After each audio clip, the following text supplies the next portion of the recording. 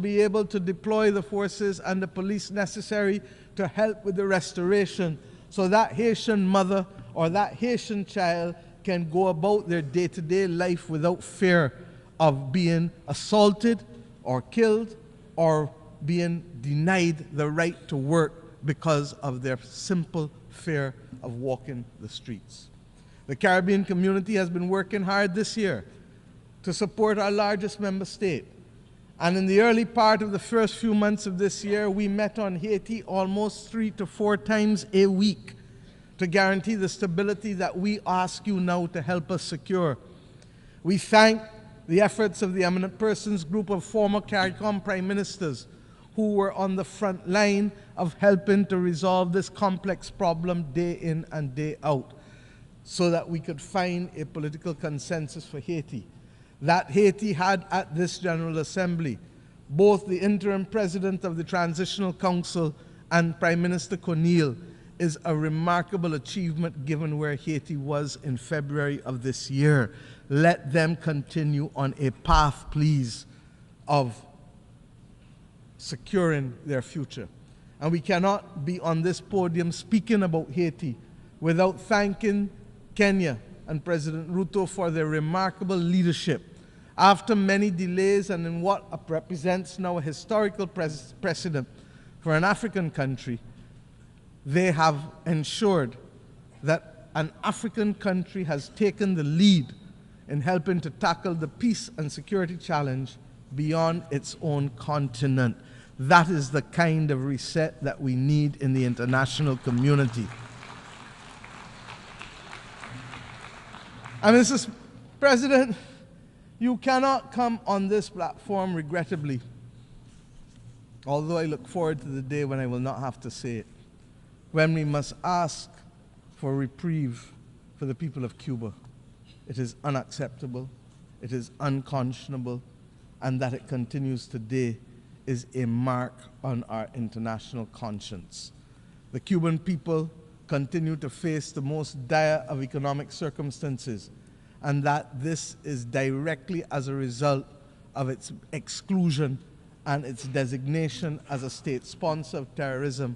And I have addressed our only knowledge of terrorism, and Cuba is in fact the downing of the Cubana plane off the waters of Barbados, where Cubans, Guyanese, and Koreans were killed. My friends, Cuba has been a valuable partner stepping up for us when it has mattered most, by the provision of nurses and doctors in pandemics, and by the provision of other essential workers when the global community needed it and when people needed to be liberated in Southern Africa. The reality is that we must have and continue to have resolve in calling for the embargo to be lifted, and we will condemn it year after year after year because it is simply wrong. As we say so, we pray that the people of Cuba, as they determine what damages they have found from Hurricane Helen, as well as we pray for the people of Florida, who clearly are going to spend the next few days identifying the damage as a result of a hurricane that hit Category 4 when it reached Florida. This is the climate crisis that we speak about. The people of Nigeria are still counting the bodies with respect to the floods that took place there. We have hard work to do.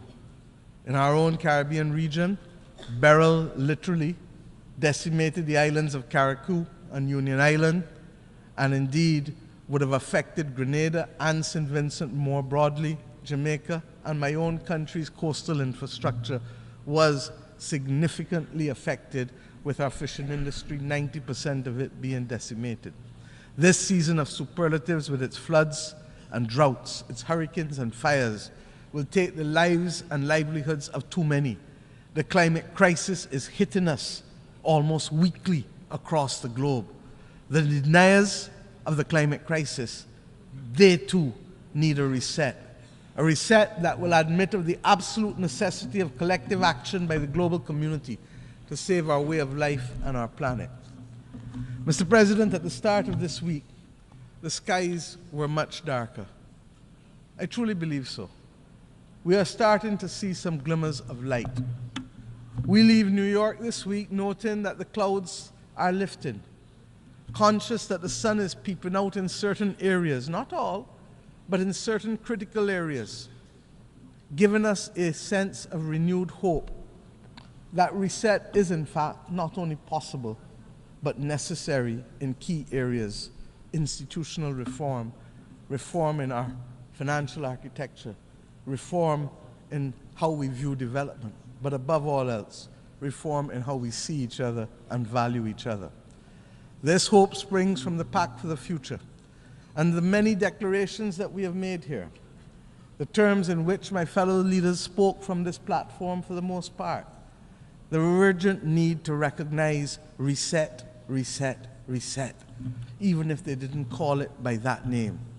It is as if we all truly understand and accept the challenge of rising to solve the major difficulties that are faced by the people of the world, and to recognize that global moral strategic leadership requires of us the commitment to redress the wrongs and to take care of saving people and planet. But recognition of the need for the reset, while it is the first step in any issue, what is now also needed is eternal vigilance as our companion, so that as we take the steps to transform attitudes and institutions and rules, we will not succeed overnight. We will not succeed even in the next decade. But if we don't do the reset to change the legacy of centuries of exploitation and domination, we will not be fit for purpose to meet the needs of our people in the third decade of the 21st century. I can think, therefore, of no better way to conclude than with a song that I had cause to use almost 30 years ago from my own country. Song from Edwin Yearwood. When I first stood on this podium almost 30 years ago in 1995 as a young minister of youth, and I quote, "A voice in my head keeps talking to me. It tells me the road is long. It tells me we must be strong. Roll with the pain and roll with the strife, for today is the rest of the start of your life."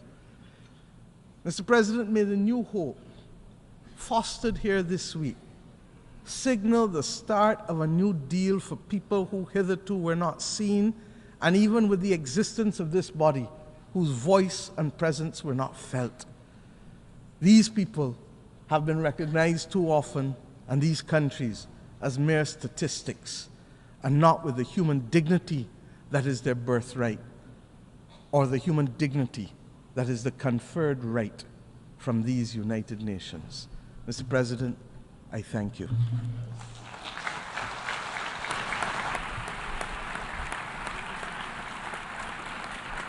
On behalf of the Assembly, I wish to thank the Prime Minister, Minister for National Security and the Public Service, and Minister for Finance, Economic Affairs and Investment of Barbados.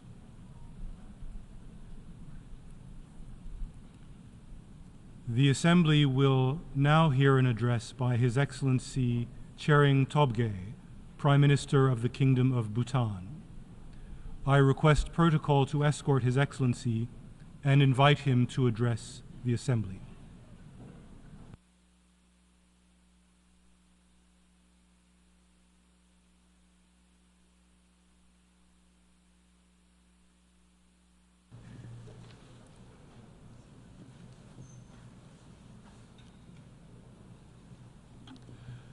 Mr. President, Mr. Secretary General, Excellencies, distinguished delegates, I bring to you warm greetings from His Majesty the Druk Gyalpo. Excellencies, 53 years ago, on the 21st of September 1971, a small Himalayan kingdom was admitted to the United Nations. On that day, after centuries of self-imposed isolation, Bhutan became the 128th member of the United Nations. It was a defining moment for us. It was a defining moment for us when a small, poor, landlocked country nestled in the world's highest mountain joined the global community of nations.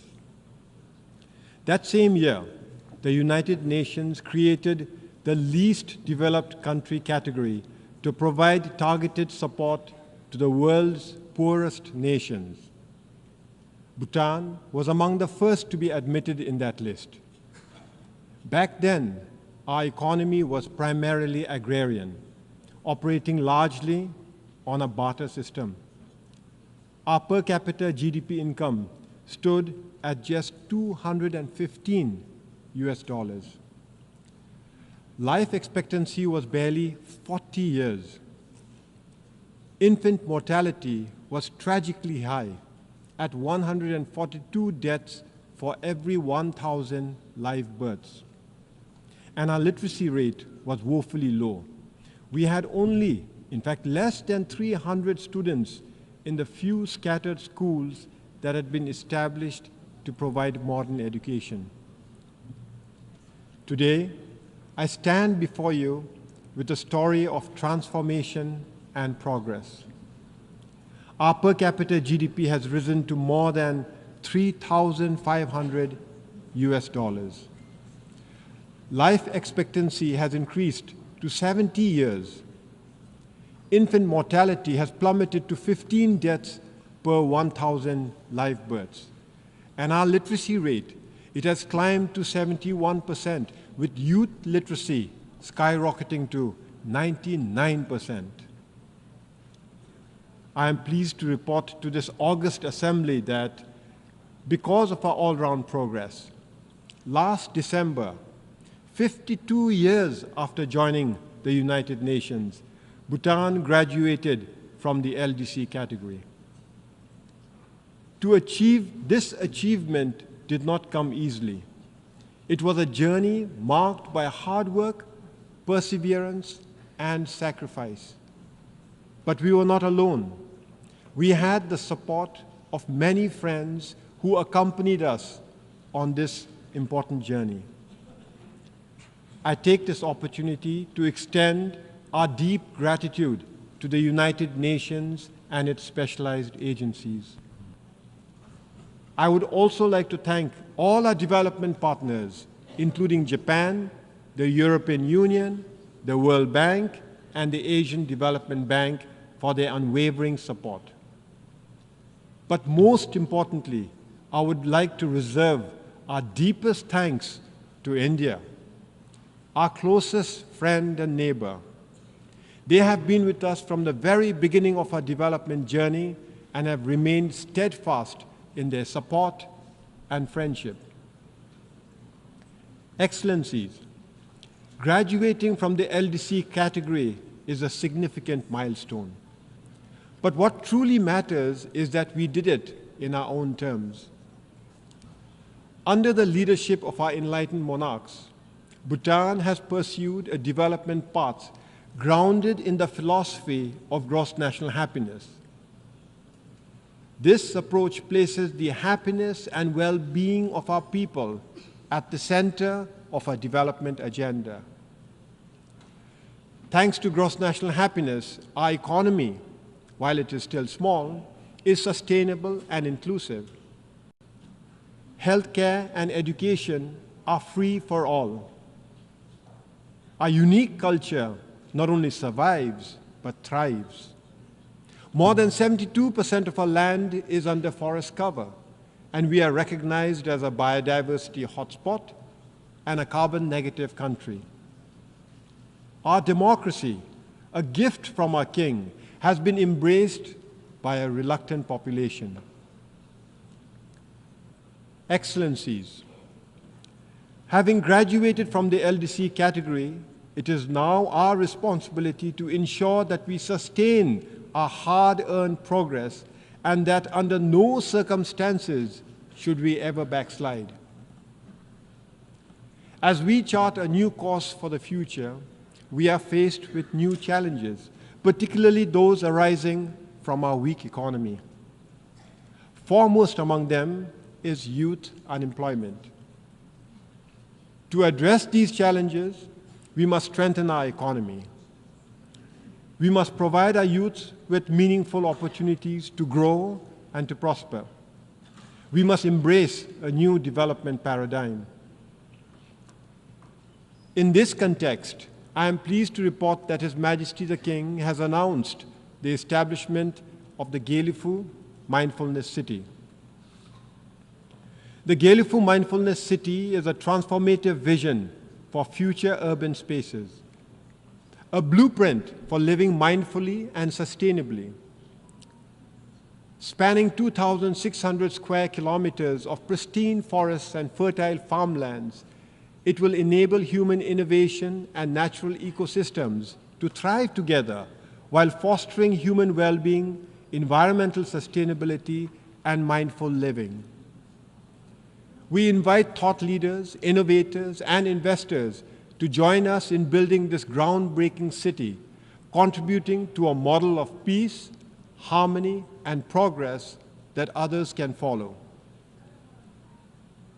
Excellencies, Bhutan's story is one of hope, but it is also a call to action. More than 50 years have passed, and only 7 nations have graduated from the LDC category, leaving 46 countries still in need. This is unacceptable.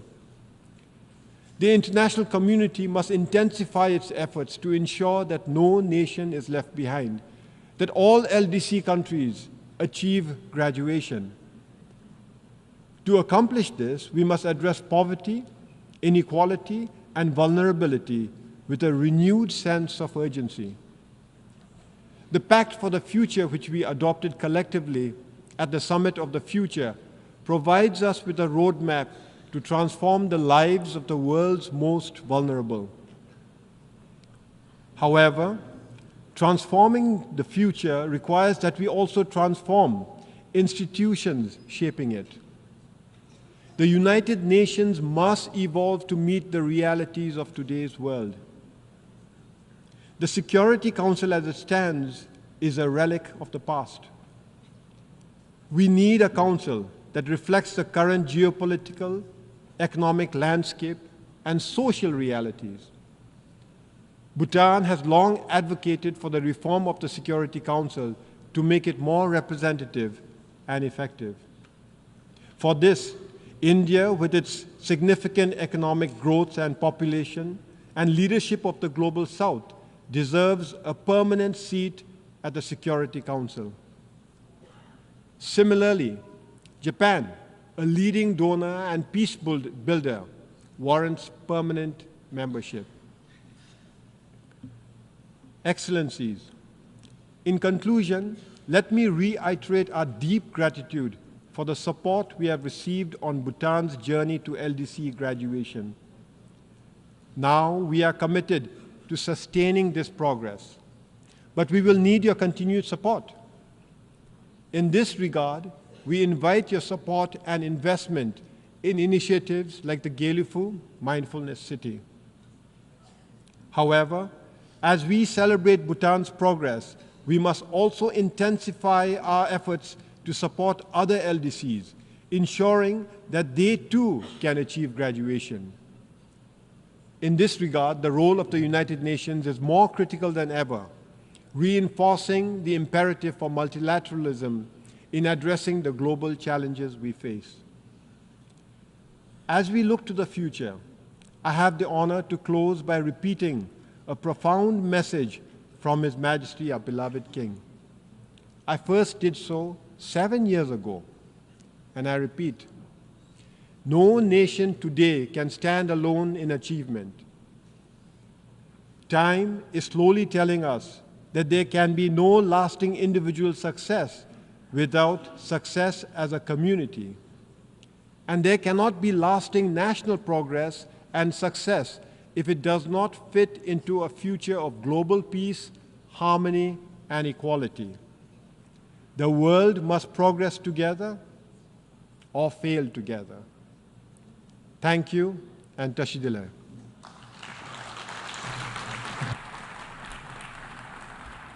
On behalf of the Assembly, I wish to thank the Prime Minister of the Kingdom of Bhutan.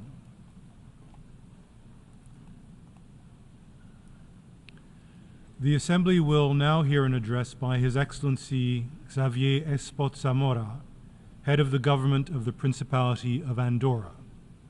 I request protocol to escort His Excellency and invite him to address the Assembly.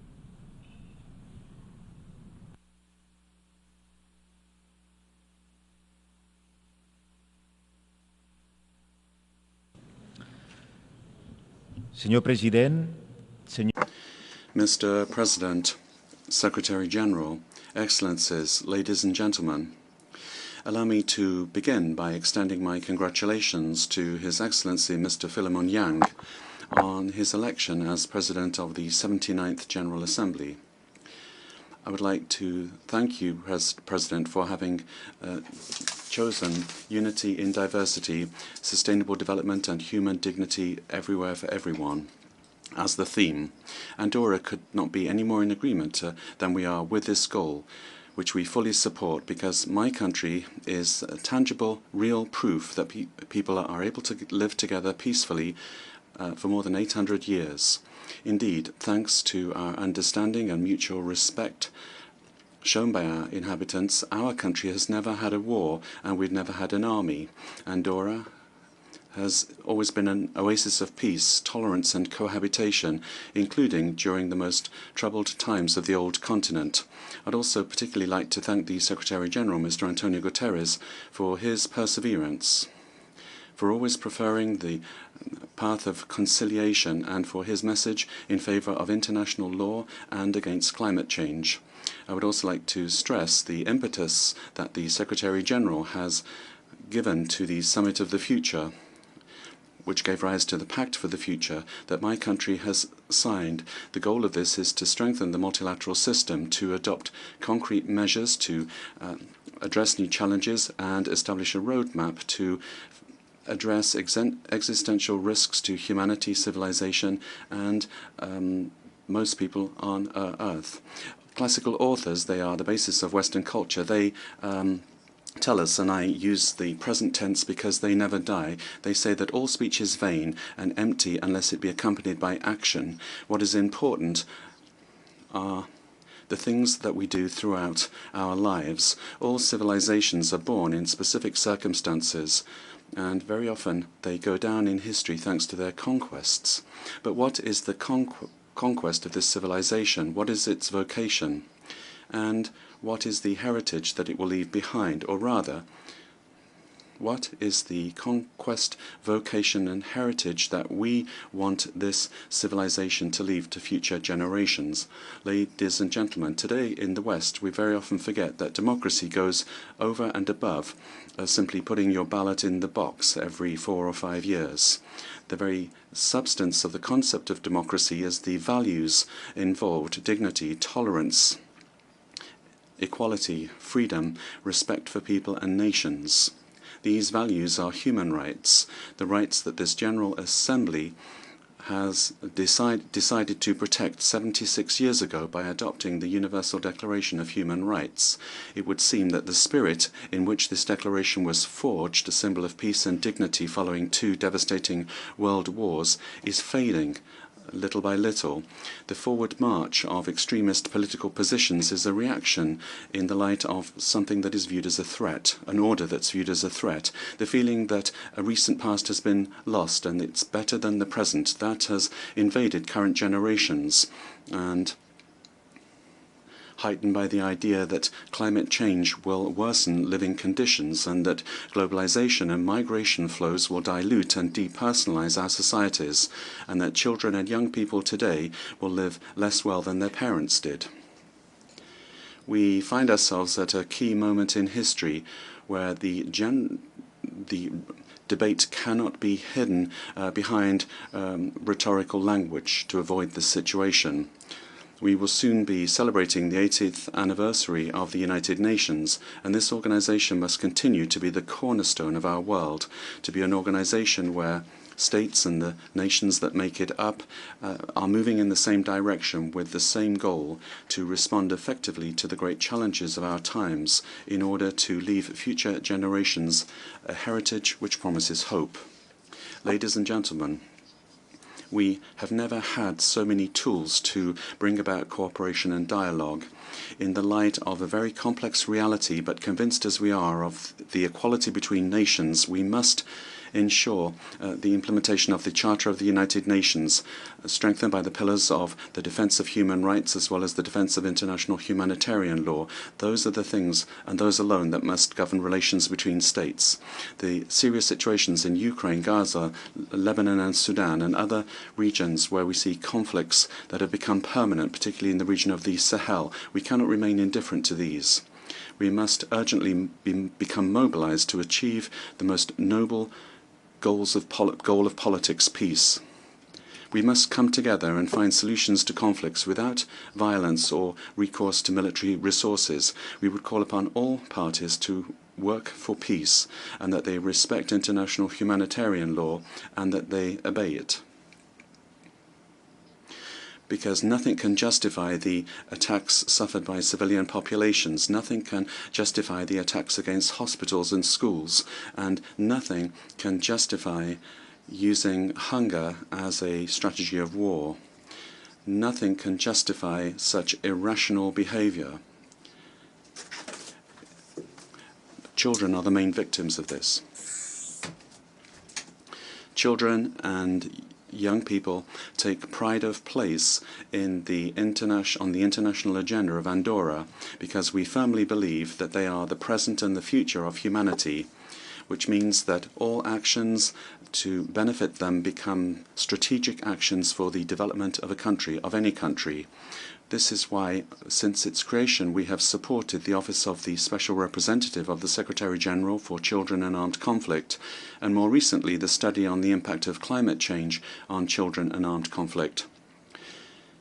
When I asked you at the beginning of my statement what conquest, what vocation and what heritage did we want to leave behind, there can be no doubt a world in peace for our children and our young people, a world that provides opportunities to each and every one of them. This is the great responsibility which we bear, to ensure that future generations do not have a life worse than ours, but rather that they are fully able to participate in progress, as we have agreed in recent days in the Summit of the Future. Excellencies, Andorra joined the United Nations in 1993. The international context at the time was full of hope, the reunification of Europe after the Cold War. We decided to become a member of the United Nations with the conviction that we wanted to be a society open to the world, which shares with the international community its opportunities and its challenges. We believe that the problems of the world are also our problems, and it is for that reason that we wanted and want to participate in solving them. 3 decades have gone by since then, and although we see the Cold War re-emerging, and whilst in the Middle East we see increasing tensions, and whilst extremism is advancing and is of concern, Andorra fully believes in its international commitments and multilateralism. We believe that these are the best and the only instruments to resolve the current crisis. But Andorra also attaches particular importance to regional cooperation, particularly that deployed by the European Union, with which Andorra is negotiating an association agreement, which will mean that we will be able progressively and in a structured way to enter the European single market, to diversify our economy and participate in building a geographic, economic and political reality, that of the European Union, with a privileged status of associated state. Whether it be obligations that we undertake when joining an international organization or by signing an international treaty, Andorra acts to fully respect its commitments. And as small as my country might appear to major states, that in no way takes away from our ambitious objectives. And this is always essential, as is our multilateralism, the climate emergency, gender equality, the digital transition and cultural diversity. On that last point, Andorra is very proud to have co-facilitated for one further year the resolution on multilingualism at the United Nations together with Guatemala. Ladies and gentlemen, climate change is undoubtedly a global threat, but it's also true that it affects certain countries more than others. This is the case for coastal regions where the sea level is increasing and mountainous regions where the ecosystem has become more vulnerable. This is the case for Andorra. The effects of climate change risk changing the way of life of its inhabitants and even the economy of the country. And it's for this reason that we have made the fight against climate change one of our main goals, internationally as well as nationally.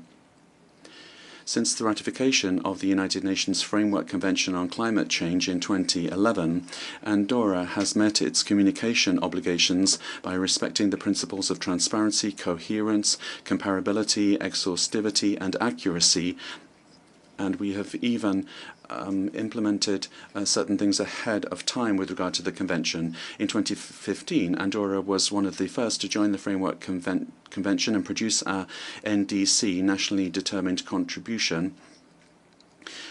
And we updated it in 2020 and 2022, and we plan to achieve climate neutrality by 2050. In 2023, Andorra was the first state to present its biannual report on transparency, which showed once again the importance that we attach to our commitment to fight against climate change. Nationally, we have also undertaken great efforts to implement a new energy policy to progressively increase the national production of renewable energy and replace heat production systems with less polluting systems. This policy in favor of renewable energy was led by the public sector with the implementation of very ambitious legislation and using significant aid and action plans. However, do you know that all of these efforts will be in vain if other countries do not do the same thing, if we're not all moving in the same direction, because fighting climate change is the most urgent global challenge that we have. The broadest challenge which requires the highest possible level of cooperation, collaboration, generosity and respect. Ladies and gentlemen, we are at the midway point in achieving the Sustainable Development Goals of the 2030 Agenda, and we are going to soon be in the final home stretch. What has been achieved is already deceiving, bearing in mind that behind the results are millions of people who are suffering the consequences. The Sustainable Development Goals are certainly very ambitious, but if we decide to implement them with persistence, creativity and innovation, then we can bring about real change by taking as a principle inclusion and making gender equality a reality, sustainability a norm, the protection of children an inviolable principle, and by ensuring that divides are overcome once and for all. The poet and novelist of France, Louis Aragon, wrote that the future of men is women. That was in 1963, on the eve of full equality between men and women, a genuine declaration of love and admiration for his wife, his muse. In certain parts of the world, we still have a lot to do in order to understand that it's in our interest that women have the same chances to learn and develop their talents and to work and to earn their living as do men. In Andorra, equality, non-discrimination and inclusion are cross-cutting elements of public policy. We have adopted legislative measures in this regard in order to respect our commitments and to fully achieve these goals. That is a logical consequence in a society where women play a very active part in public affairs. But over and above public policy, the key element of social transformation is education. Equal education does not just mean teaching girls and boys to mutually respect each other. It means giving them the tools necessary to question social norms which perpetuate inequalities and to enable them to build a society where every individual is able to develop themselves to their full potential, whatever their gender. Currently, parity is respected in our institutions in decision-making positions, and for the first time we've had the honor to have an Andorran expert on the United Nations Committee for the Elimination of All Forms of Discrimination Against Women. but bringing about gender equality requires determination and perseverance on the part of each and every one of us. As representatives of our respective countries, we have the moral and political obligation to promote this transformation. We must become committed to ensure that gender equality is not just a long-term aspiration, but a concrete reality in our societies. That is the only solution that will guarantee a better future for future generations.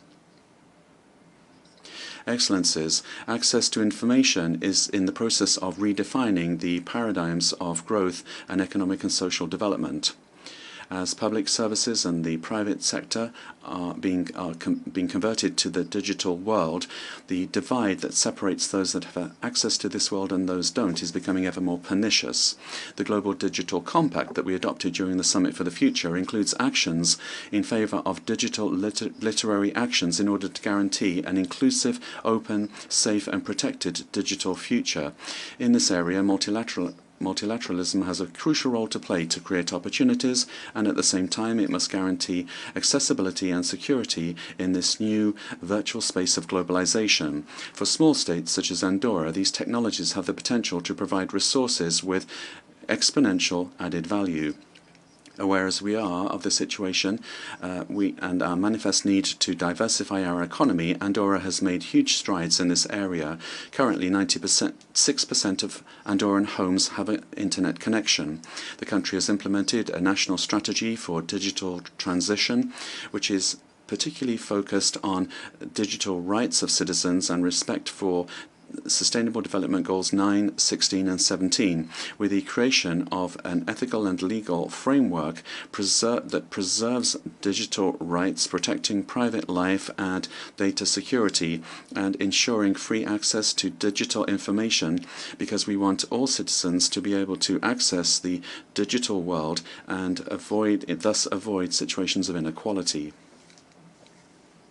Ladies and gentlemen, the Principality of Andorra has made a commitment to this organization of peoples and for peoples 30 years ago, in the hope that a better world would be possible, because our country, a small size, can also make exemplary choices. We presented ourselves to the world as an ancestral land which finally has found its place in the community of nations, a country that is open to the world, with a constructive spirit and a peaceful disposition open to dialogue, in favor of comprehension and harmony between peoples. These are the values that continue to guide us nationally and internationally. It is important that all peoples promote a new culture of peace based on an end to war and on a commitment to bring about peace agreements to resolve conflicts. Development must reach all four corners of the planet, where fundamental rights must be respected, and it is essential that this new digital universe be based on knowledge. I began my intervention by quoting the classical authors. If I may, I'd like to end in the same way. There's a work that is at the heart of Greek literature that has left its mark on Western culture and which is very difficult to forget. It refers to conquest and destruction, hatred, compassion, love and death. Homer's Iliad is in a certain way a mirror of the human condition. Even though this work shows that life is not always fair and that it is subject to the will of the gods, it also shows us that human relations can, if we want them to be, profoundly humane. And I think that we must take ownership of this message. It is important to believe in humanity and to work to build, all of us together, peace in the world, as well as a world of solidarity that is more just and more inclusive. I thank you. On behalf of the Assembly, I wish to thank the Head of Government of the Principality of Andorra. The Assembly will now hear an address by His Excellency Muhammad Yunus, Chief Advisor of the Interim Government of the People's Republic of Bangladesh. I request protocol to escort His Excellency and invite him to address the Assembly.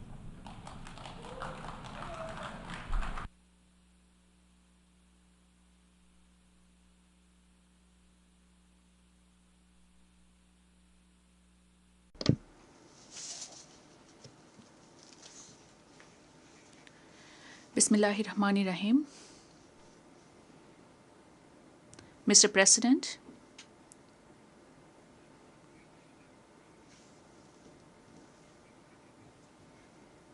let me congratulate you on your election as the President of the United Nations General Assembly.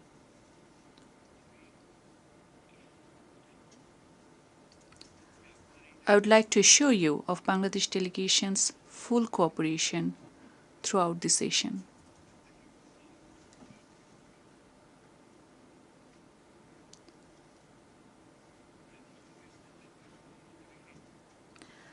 I would also place on record our deep appreciation to the Secretary General Antonio Guterres for his unwavering commitment to deliver on the UN mandates and address the global challenges.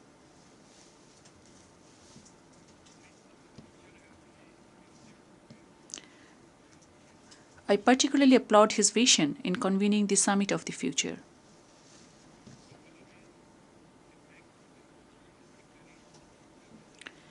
The Pact for the Future and the Declaration on Future Generations could help in setting pathways beyond Agenda 2030.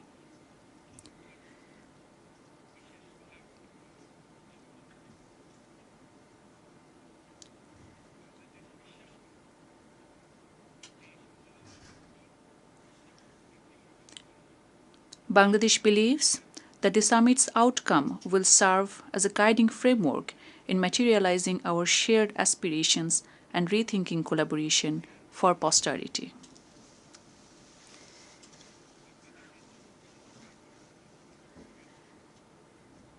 I stand in this Parliament of Nations thanks to an epochal transformation that Bangladesh witnessed this July and August.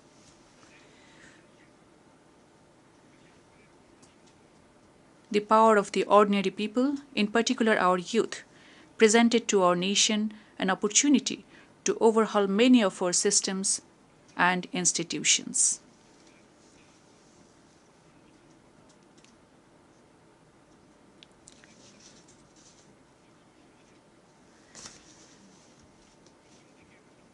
The uprising led by the students and youth was initially aimed at ending discrimination.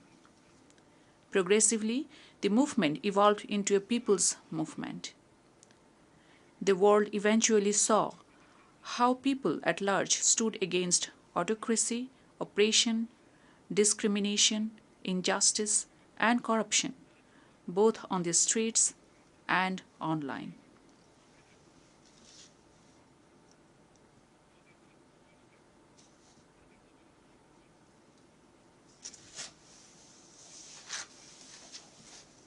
Our people, particularly youth, gained us independence from an autocratic and undemocratic regime with an exceptional resolve and capability. That collective resolve should define Bangladesh of the future and place our nation as a responsible state in the Committee of the Nations.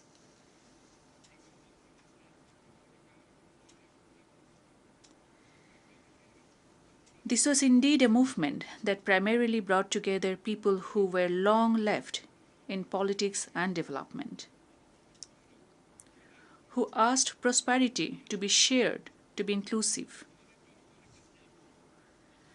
The people aspired for a just, inclusive, and functioning democracy for which our new generations made supreme sacrifice.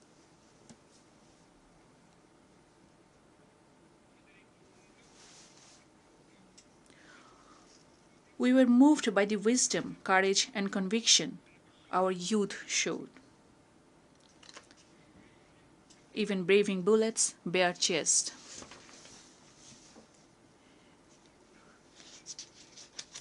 Young girls were fiercely vocal against the illegitimate state power.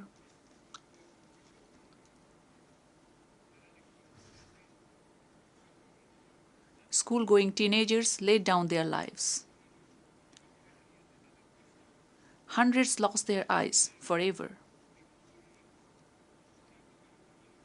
Mothers, day laborers, and scores of people across cities lent their shoulders for their children.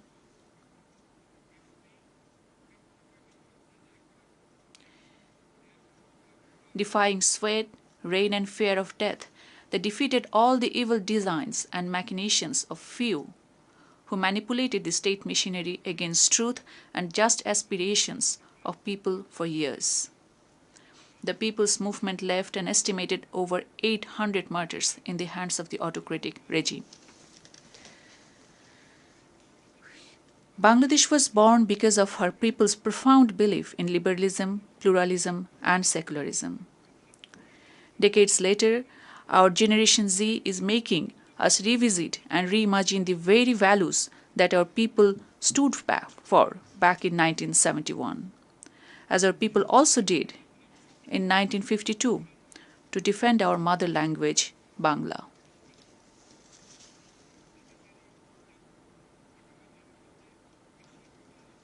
We believe this revolution that the world witnessed in Bangladesh in the span of few weeks may inspire many across communities and countries to stand for freedom and justice.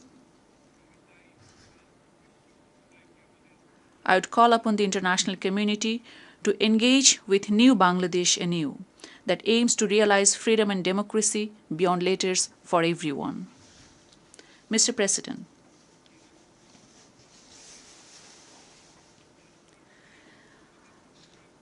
our youth and people together entrusted me and my colleagues in the Council with enormous responsibilities to reconstruct a decaying state apparatus.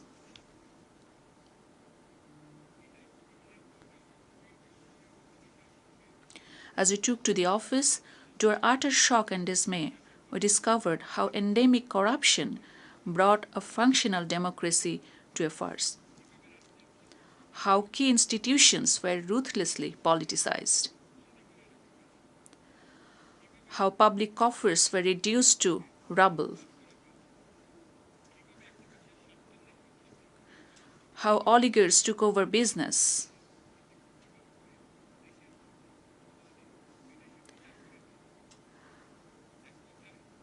How chosen few concentrated wealth in their hands and amassed and laundered wealth out of Bangladesh. In all, justice, ethics, and morality almost at every level reached a low.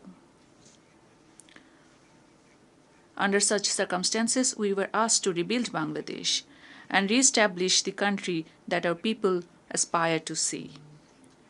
To correct the ills of the past as also to build a competitive and agile economy and a just society. In a drastically changed scenario, all political parties are now free to voice their views and opinions. A key priority for us is also to make all in public positions and institutions to account for their decisions and actions.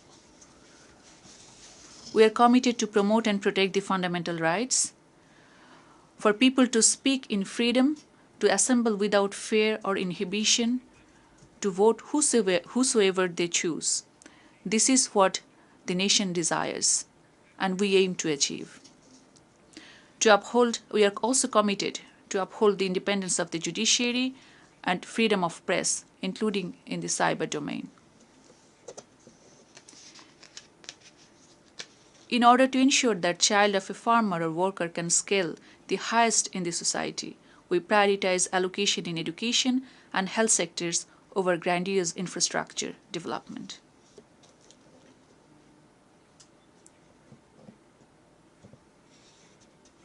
We also aim at ensuring good governance across all sectors. I wish to assure that our government shall adhere to all international, regional, and bilateral instruments that Bangladesh is party to. Bangladesh will continue to remain an active proponent of multilateralism with the UN at the core. Bangladesh is open to nurture friendly relations with all countries based on mutual respect, upholding our dignity and pride and shared interests. Mr. President, in the last 7 weeks, the government has initiated several actions. At our request, the UN High Commissioner for Human Rights has dispatched a fact-finding mission to investigate into the gross human rights violations during the People's Movement and to suggest for sustainable course correction. That mission has already started work on the ground in Bangladesh. I wish to register my deep appreciation to the High Commissioner, Volker Turk. We have acceded to the International Convention for Protection of All Persons from Enforced Disappearance within 2 weeks in office.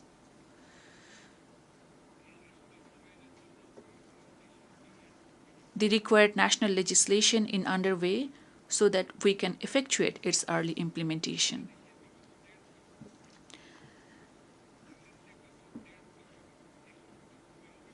An inquiry commission has started investigating into all the cases of enforced disappearances reported during the past decade and a half. In order to restore people's trust and confidence and to ensure that the tragic past never recur in future Bangladesh, we have initiated reforms in certain prioritized sectors. In that direction, we launched independent commissions to reform electoral system, constitution, judicial reform, civil administration, law and order sectors.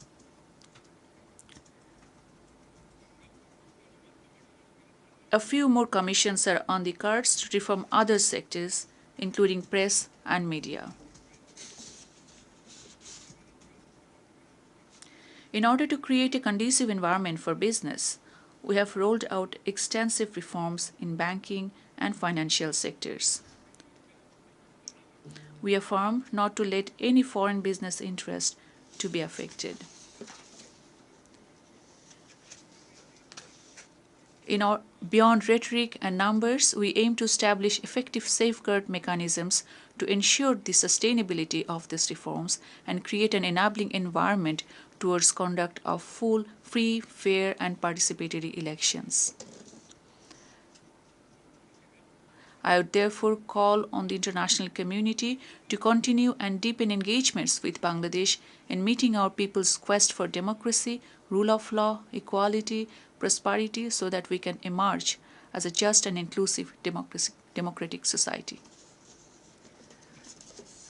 Mr. President, Bangladesh views that maintaining peace and addressing conflicts is central to people's progress. During the recent revolution, our valiant armed forces have once again shown their commitment to peace by standing firmly with the people in fulfilling their aspirations for freedom during a most difficult time in our history. This was possible thanks to our commitment to peace, place human rights at the core of peacekeeping. Bangladesh remains equally committed to peace building from the inception of the UN Peacebuilding Commission.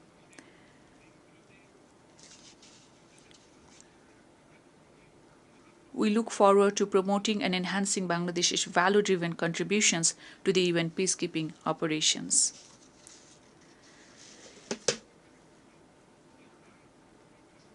As the third largest troop contributing country, our peacekeepers had served across 63 missions in 43 countries to date.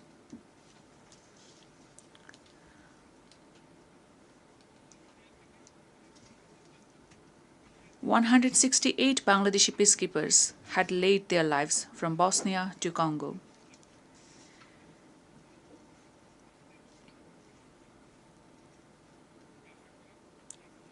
We do hope that Bangladesh Defense Forces would continue to be called upon in the future UN peace operations, regardless of the challenges or circumstances.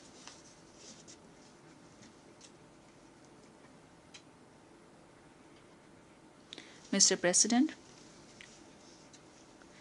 in our shared habitat, this world, many of the global priorities need to be set right. Climate change poses existential threat to all of us. The record-breaking heat wave this summer starkly reminded the world of the climate-induced challenges. What we need is climate justice, so that the irresponsible choices or indifferent actions or harms caused are accounted for.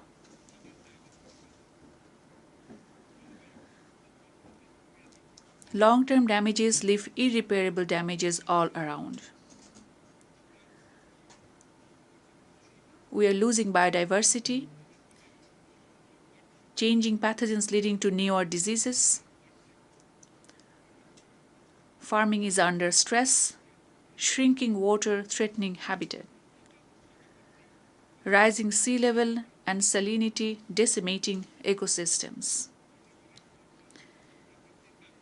The damages in terms of rising intensity and frequency of cyclones or floods can hardly be ignored. The climate risks are faced far deeper by our small farmers and artisanal livelihood holders. As I speak, over 5 million people witnessed a most devastating flood in their living memory in eastern Bangladesh.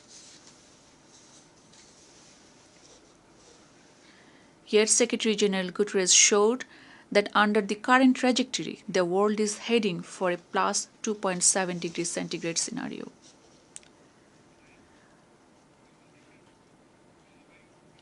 I would hence urge for channeling robust resources for climate adaptation in the climate vulnerable countries like Bangladesh.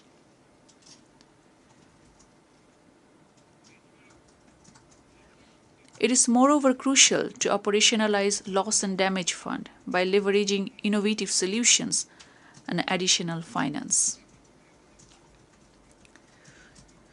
We equally need access to technologies and increased capacity. To be specific, we need access to life-saving technologies, particularly in agriculture, water, or public health, where a trickle of modest solutions or innovations can save millions of vulnerable population. Tackling climate crisis has to go hand in hand in getting global economy in order as well.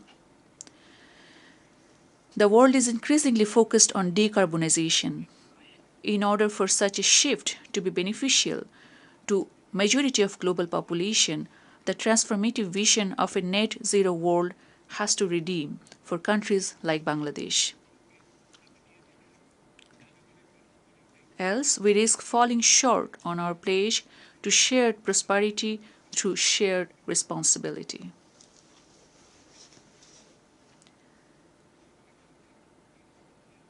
I believe the world needs to engage on a shared vision of 3 zeros that we can materialize together, targeting zero poverty, zero unemployment, and zero net carbon emissions. Where a young person anywhere in the world will have the opportunities to grow not as a job seeker, but as an entrepreneur. Where a young person can unleash his or her latent creativity despite all limitations. Where an entrepreneur can optimally balance social benefits, economic profits, and responsibility towards nature. Where social business can help an individual transcend beyond consumerism and can ultimately catalyze in social and economic transformation.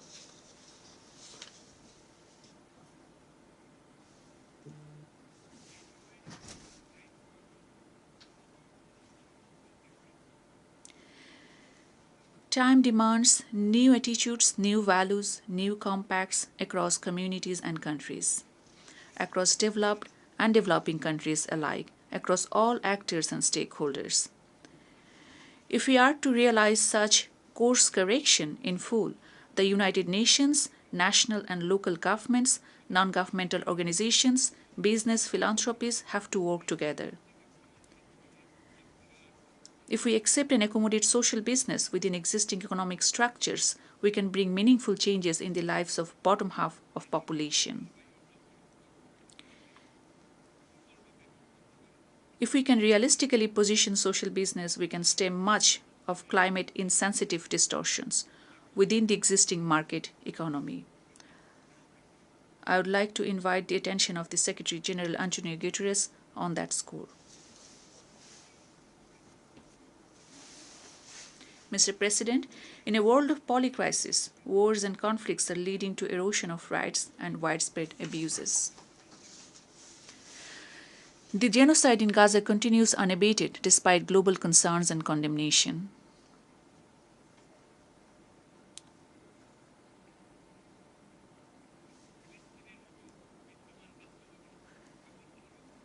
The situation in Palestine just does not concern the Arabs or the Muslims at large, rather the entire humanity.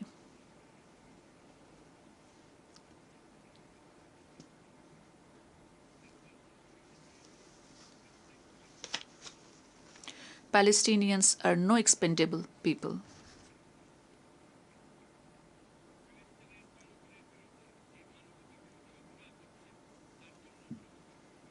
All those responsible for the crimes against humanity against the Palestinian people must be held accountable.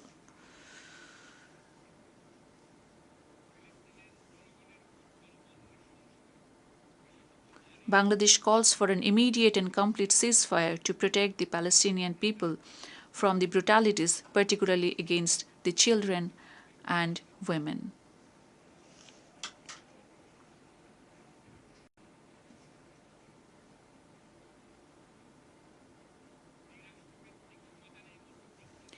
International community, including the UN, needs to act in earnest to implement the two-state solution that remains the only path to bring lasting peace in the Middle East.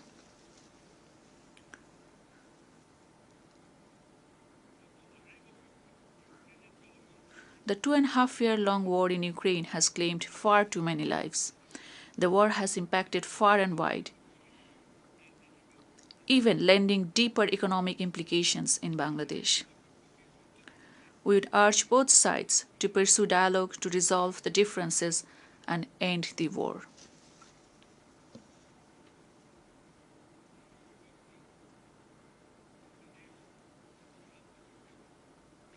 Mr. President, 7 years on, Bangladesh has been hosting 1.2 million Rohingyas on humanitarian ground, incurring significant social, economic, environmental costs.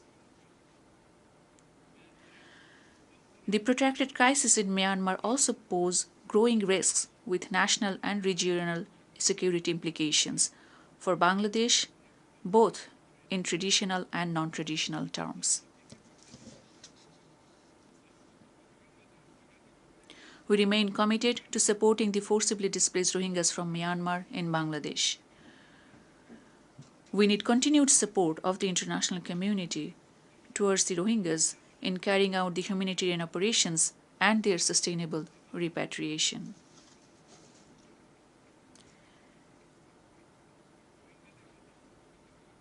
Equally important is to ensure justice for the grave human rights violations committed against the Rohingyas through the ongoing accountability processes in the ICJ and the ICC.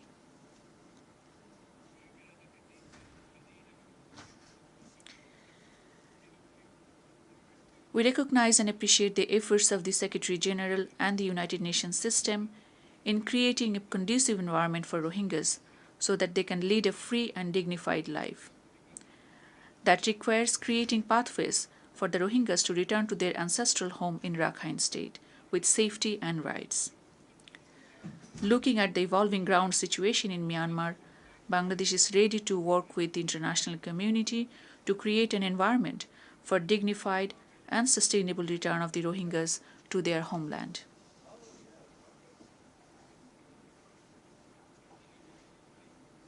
Mr. President,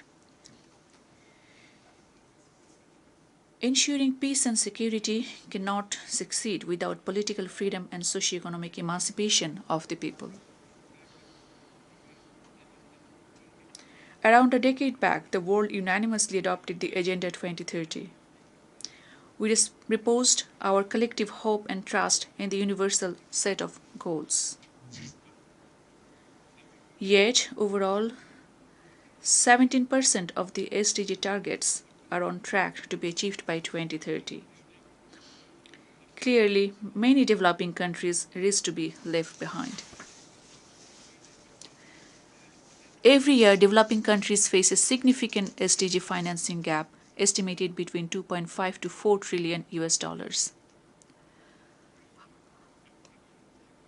High debt burdens, shrinking fiscal space, and adverse impacts of climate change put countries like Bangladesh at greater risk. We look forward to the fourth International Conference on Financing for Development to deliver on addressing the complex and systemic challenges.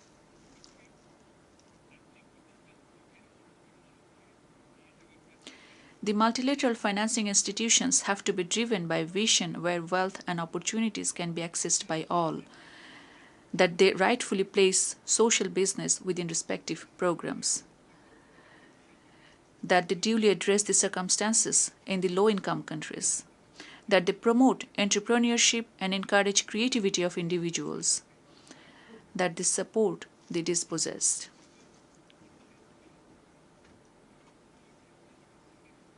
In this regard, prevention of illicit financial flows and siphoning of resources from the developing countries merit greater attention.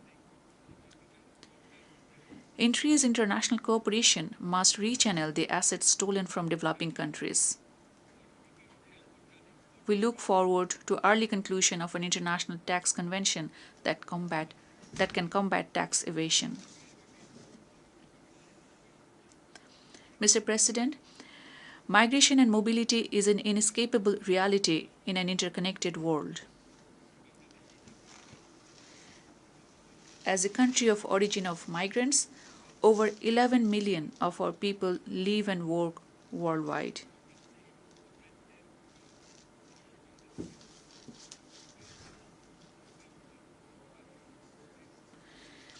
In order for migration to be beneficial for all, we have to create pathways for safe, orderly, regular, and responsible migration and mobility of people. The international community has to ensure full respect for human rights and end inhuman treatment of migrants, regardless of their migration status. While Bangladesh remains committed to the full implementation of the Global Compact on Migration, our government is also committed to curb unsafe migration. Mr. President,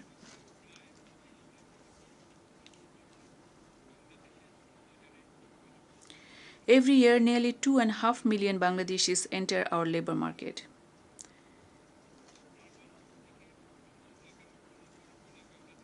In a large population where nearly 2/3 is young, Bangladesh is challenged to make learning suited to meet the needs of today and tomorrow.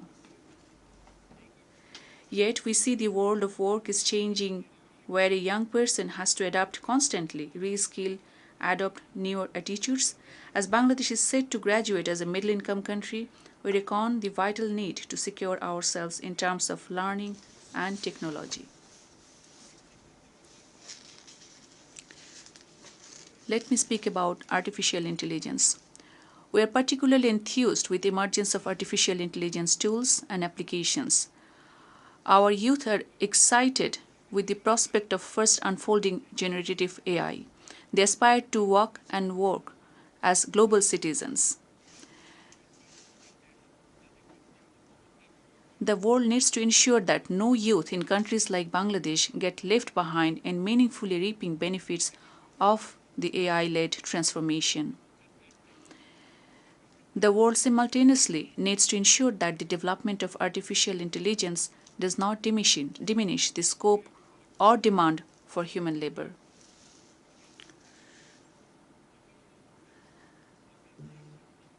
As the scientific community and world of technology keeps moving on developing autonomous intelligence, artificial intelligence that propagates on its own without any human intervention, we all need to be cautious of possible impact on every human person or our societies today and beyond.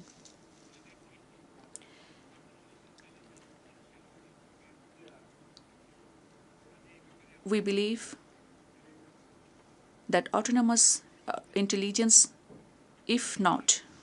unless autonomous intelligence develops in a responsible manner, it can pose existential threat to human existence. Mr. President, we need newer forms of collaboration where global business and knowledge holders connect to people's needs. International cooperation should create space for developing countries in ways that can bring transformative applications or solutions for jobs, endemic socioeconomic challenges, or livelihoods. Uniting our efforts, capacities, and resources is increasingly crucial for us to leverage collective strengths, innovate, and foster growth. The challenges we face in economic development, climate resilience, or social development have to be addressed with common endeavors. In that context, South-South and triangular cooperation can help us given our unique social and economic circumstances. It is also a growing necessity for the Global South to make our voices heard. In shaping and steering the global agenda, the Global South merits equal space and focus.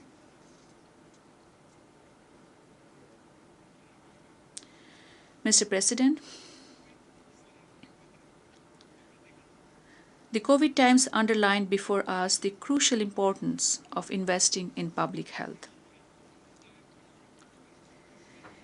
In the WHO, as Bangladesh leads the negotiations on global pandemic treaty, we urge for convergence on the key provisions of adequate international cooperation, financing public health systems, technology transfer, research and development, diversification of production of medical diagnostics, vaccines, and therapeutics.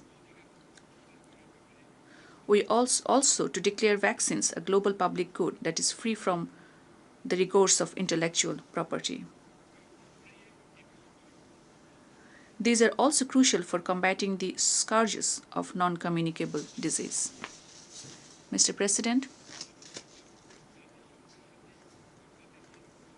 this year we celebrate the Golden Jubilee of Bangladesh's partnership with the United Nations.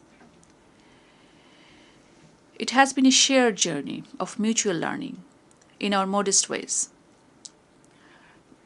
Bangladesh contributed towards promoting global peace and security, justice, equality, human rights, social progress, and prosperity, and indeed in building a rules-based international order.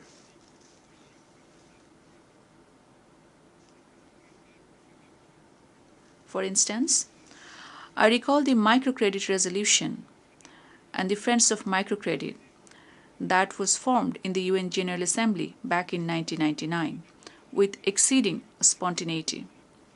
The United Nations declared 2005 as the year of microcredit that resulted in global reach of microcredit.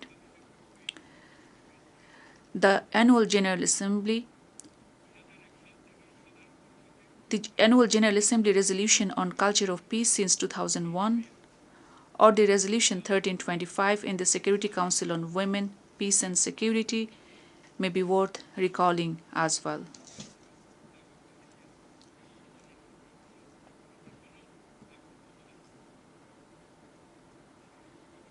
Mr. President,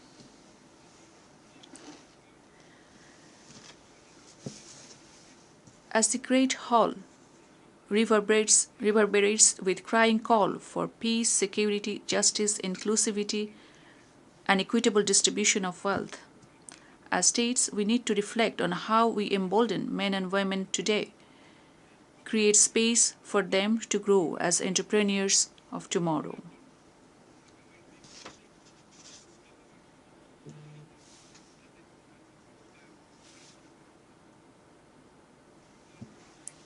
The world has more than enough of capacity, resources, and solutions.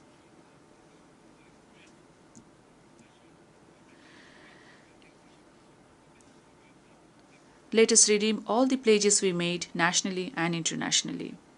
Let us work together to end all forms of inequality and discrimination within and among nations, especially in advancing the proposition of social business in our economic interactions. The youth in Bangladesh have showed that upholding freedom, dignity, and rights of people, regardless of distinction and status, cannot just remain aspirational. It is just what everybody deserves. In this Assembly of Nations, Bangladesh should assure that we would and continue to deliver our bid at international, regional, and national levels in securing peace, prosperity, justice for everyone. I thank you for your attention. Thank you.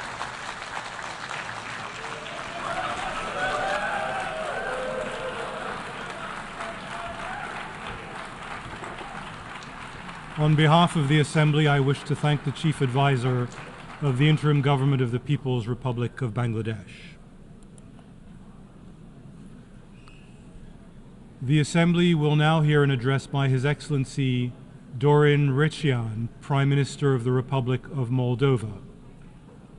I request protocol to escort His Excellency and invite him to address the Assembly.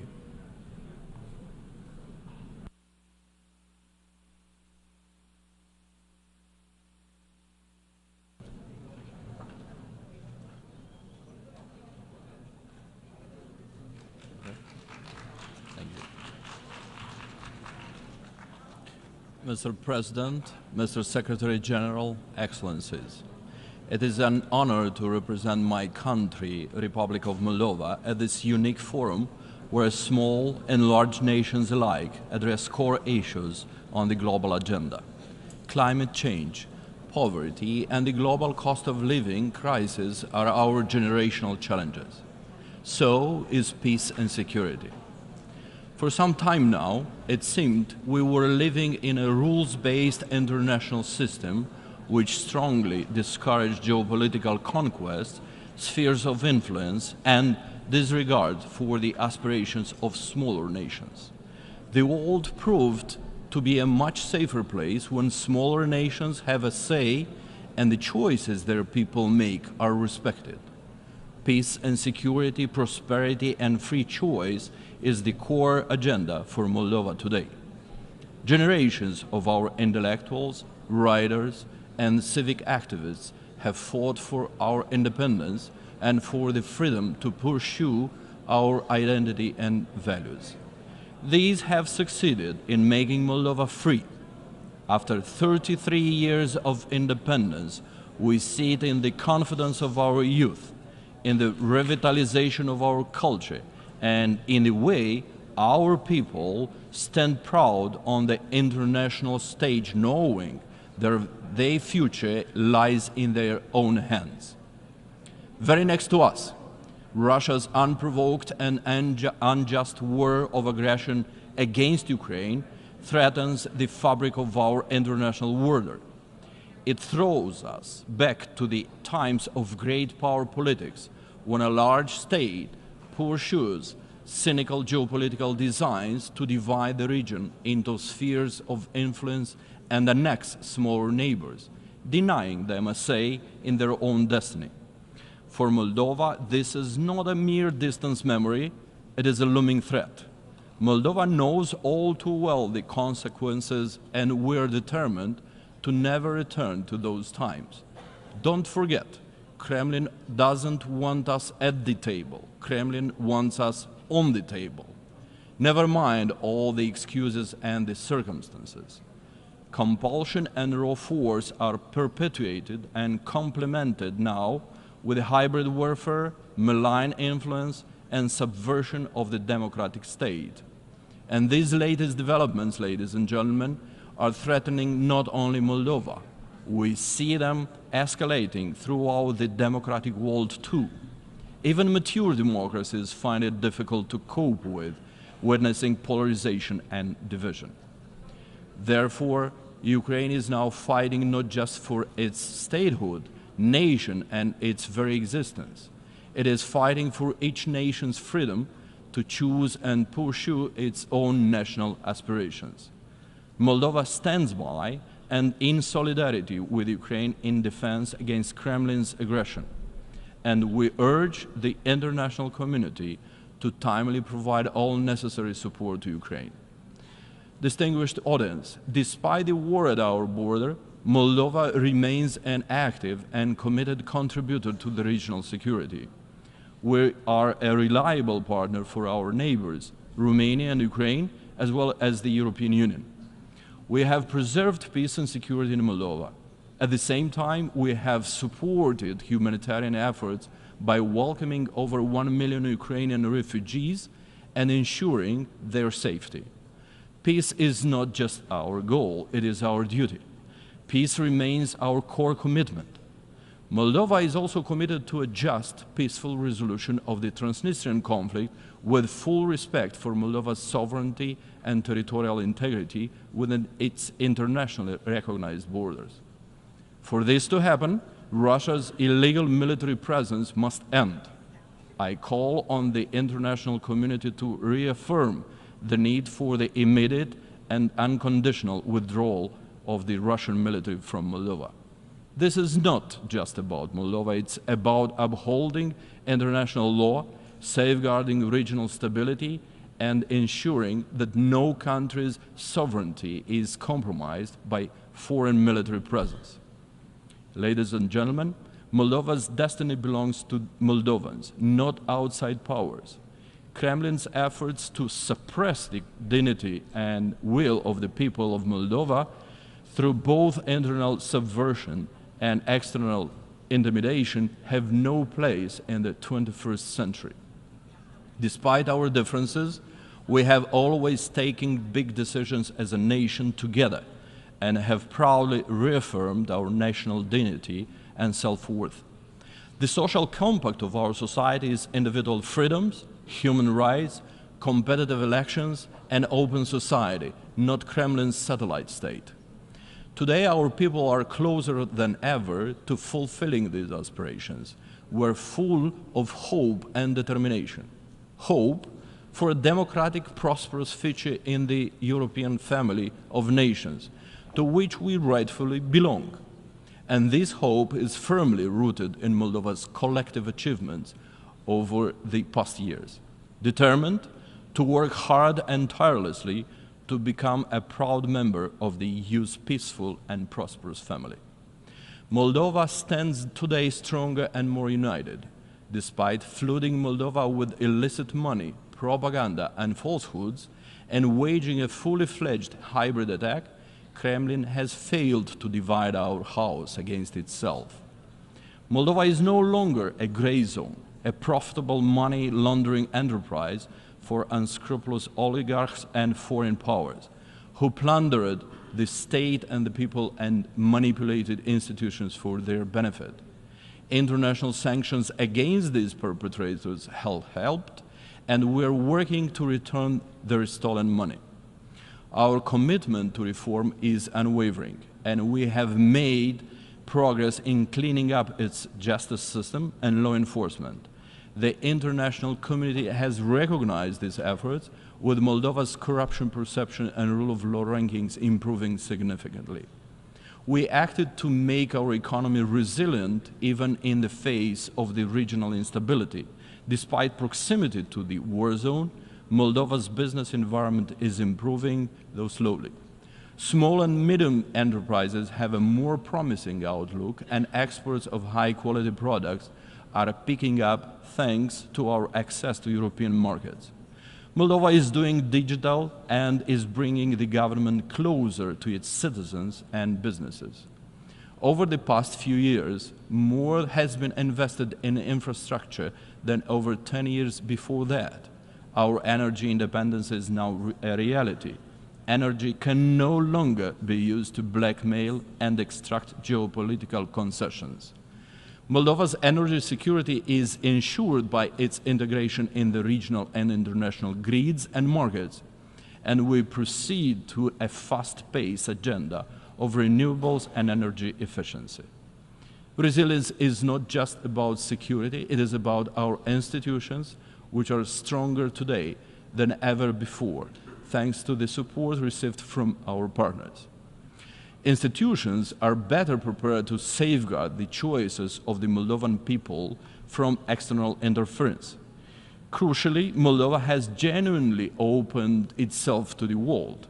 In recognition of the country's progress, in December of 2023, EU leaders unanimously agreed to open accession negotiations with Moldova.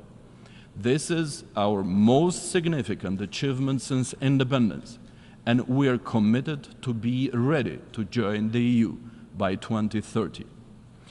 Our European path is a matter of vital national interest and our strongest guarantee of peace, democracy, and development.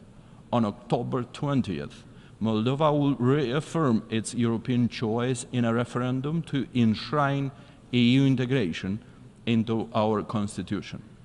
Russia may continue its attempts to disrupt Moldova's path through the threats, disinformation, and destabilization to change the sovereign choice of the Moldovan people.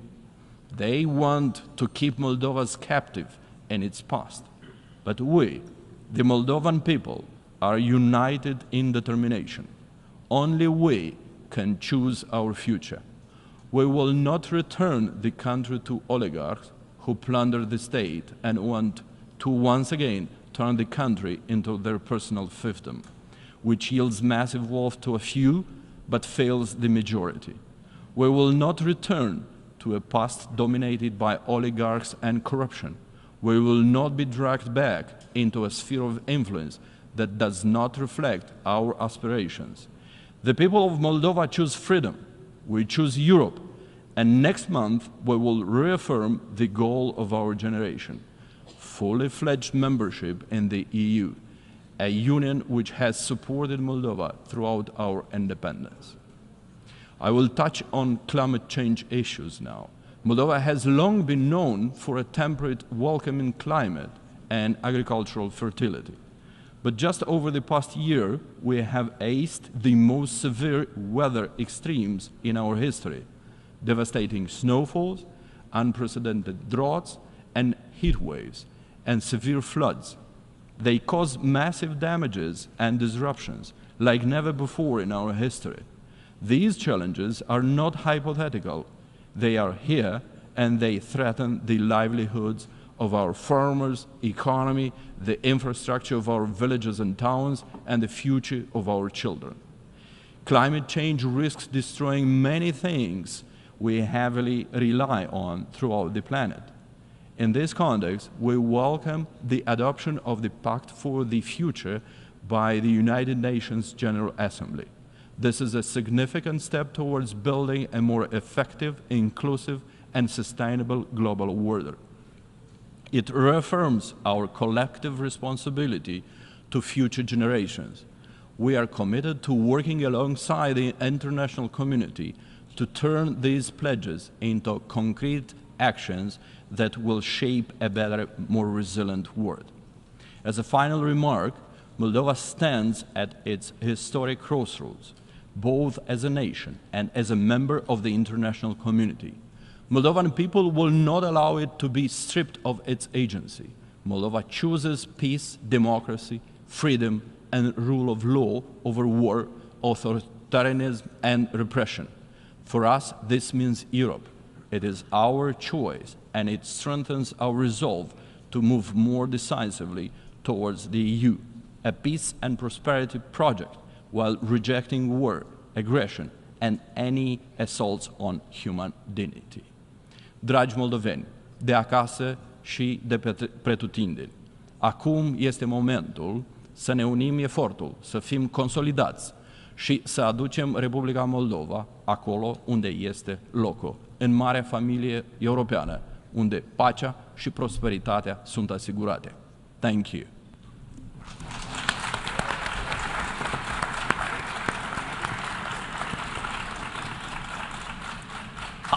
On behalf of the Assembly, I wish to thank the Prime Minister of the Republic of Moldova. The Assembly will hear an address by His His Excellency Charlotte Salwai Tabimasmas, Prime Minister of the Republic of Vanuatu. I request protocol to escort His Excellency and invite him to address the Assembly.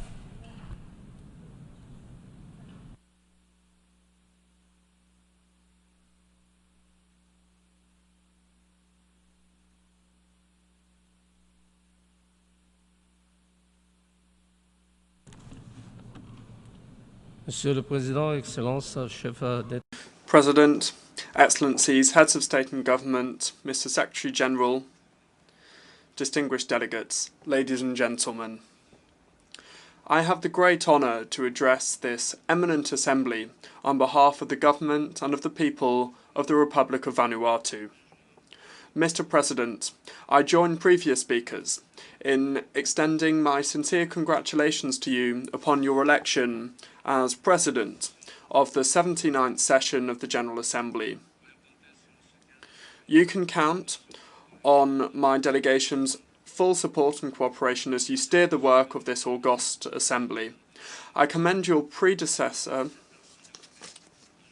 and I welcome the theme of this session, leaving nobody behind, acting together for the advancement of peace, sustainable development and human dignity for present and future generations, because it addresses the global challenges of our time. Mr. President, 79 years after the creation of the United Nations, our efforts to create a better world for current and future generations are quite simply disappointing. It is alarming that after all these years, we continue to be plagued by multiple world crises, undermining the promise of the Charter of the United Nations and failing our peoples, the most vulnerable in particular. Vanuatu welcomes the latest UN Secretary-General's report, which highlights the fact that we are significantly falling short of our objectives to achieve the SDGs, prompting the need to fast-track actions to scale up the implementation of the 2030 Agenda and the Sustainable Development Goals.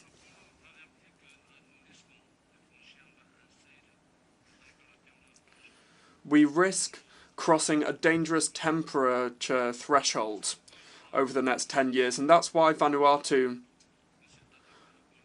requested an advisory opinion from the International Court of Justice to give some clarity on the legal obligations of states when it comes to climate change.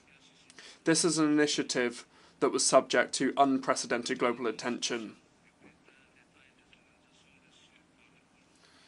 The opinion received by the court as part of this procedure is in our consensus-based resolution of last year, providing legal clarity on the obligations and responsibility of states when it comes to the climate.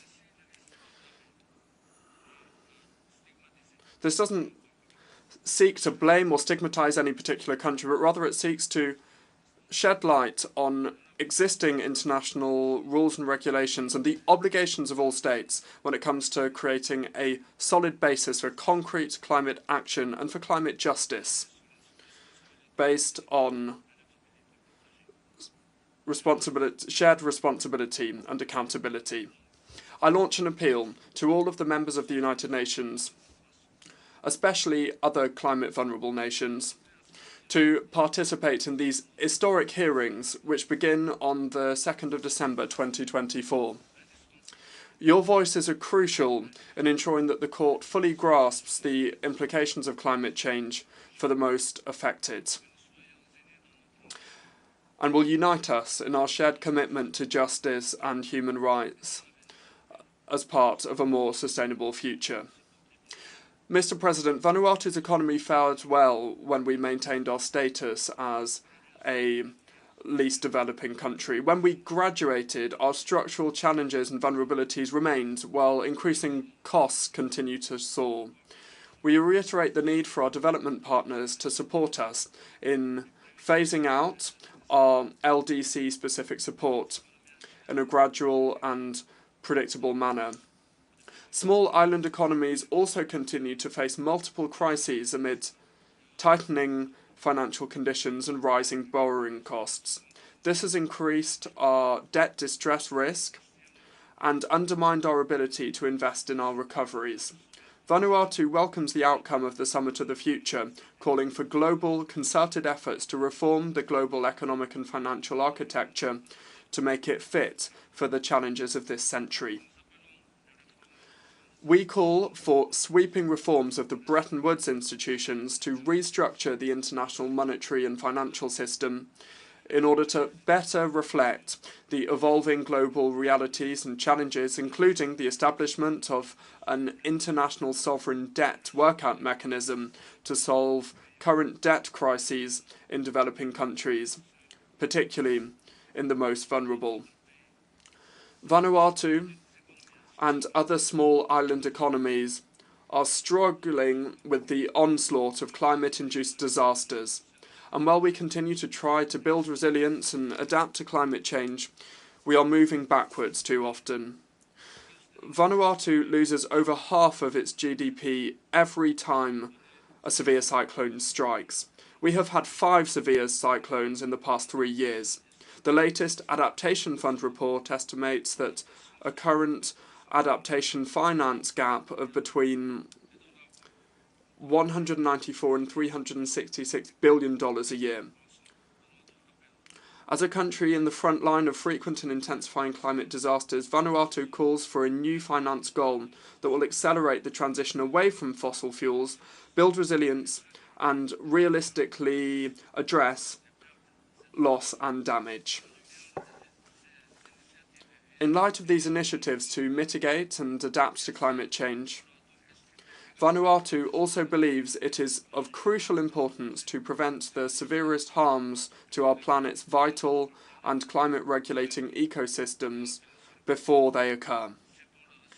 It is for this reason that we have taken the formal step of proposing an independent crime of ecocide to the International Criminal Court.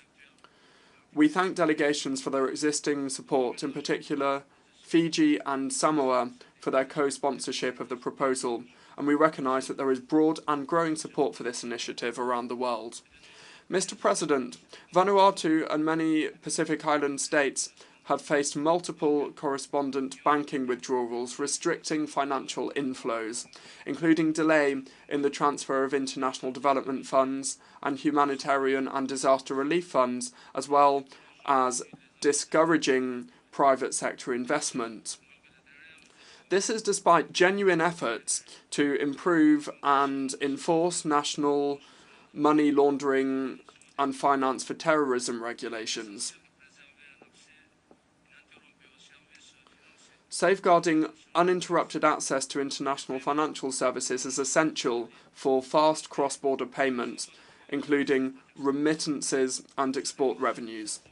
We welcome the efforts made by the World Bank to help Pacific Island countries address this issue, among others, earlier this month.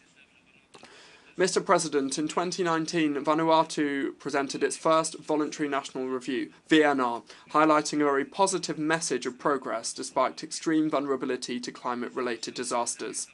The presentation of the second voluntary national review this year at the high-level political forum highlighted significant challenges in our pursuit to achieve sustainable development. We continue to endure increasingly frequent and severe tropical cyclones, which were compounded by the impacts of the COVID-19 pandemic, and there is no clear trajectory or end in sight. Ever looming is the prospect of future disasters. The government and people of Vanuatu have had to continuously adapt and strengthen resilience mechanisms to mitigate the impacts of these persistent threats and disruptions. Mr. President, fulfilling the SDGs is not merely an aspiration, but rather a necessity for us. The 2023 SDG Summit saw the adoption of a strong political declaration and launched a new phase of accelerated action to achieve the SDGs by 2030.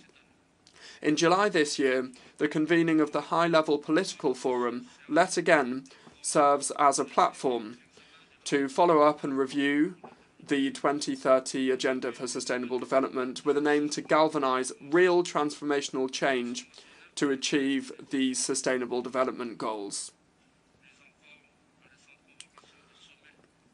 More so, the recent convening of the Summit for the Future aims to rally collective support to deliver faster and smarter on the 2030 Agenda, the Addis Ababa Action Agenda, and the Paris Agreement on climate change. It is my hope that the reforms highlighted in the Pact for the Future will enable us to rebuild trust again in the multilateral system. The Pact for the Future requires strong political will to drive transformative actions that will usher in a brighter future for all.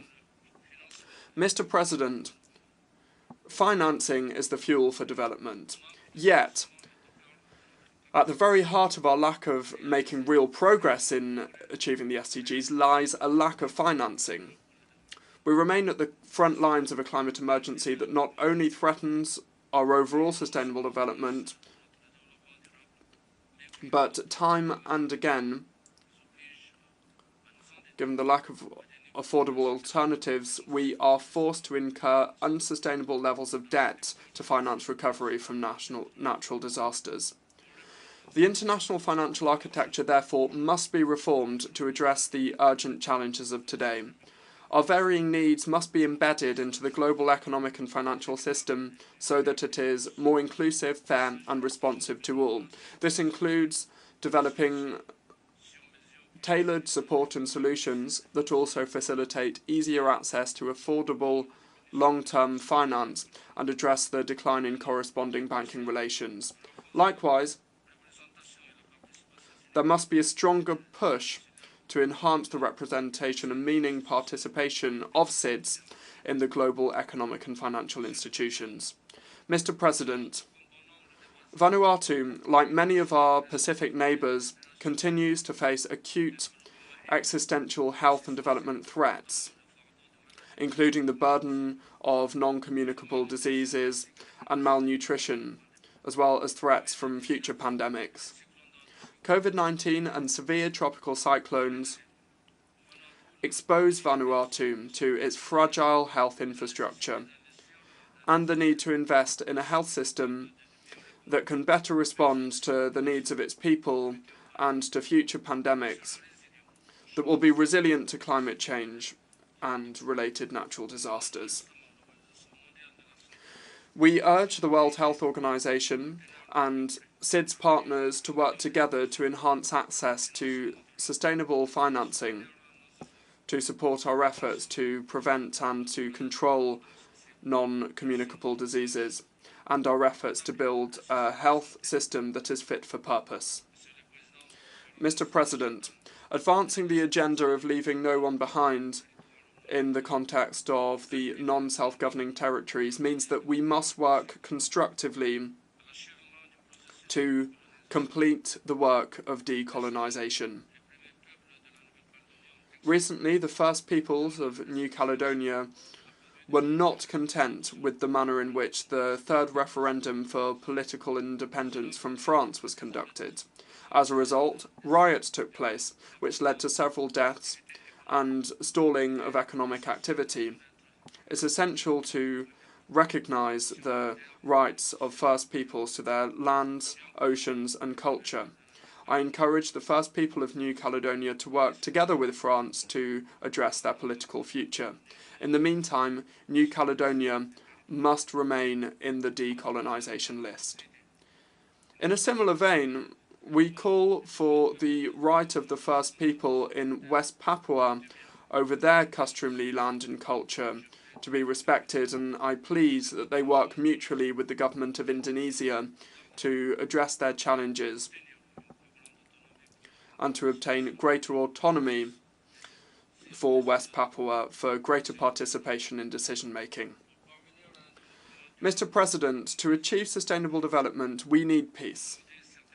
Today, some regions of the world are not able to enjoy sustainable development due to the inability of the United Nations to maintain international peace and security.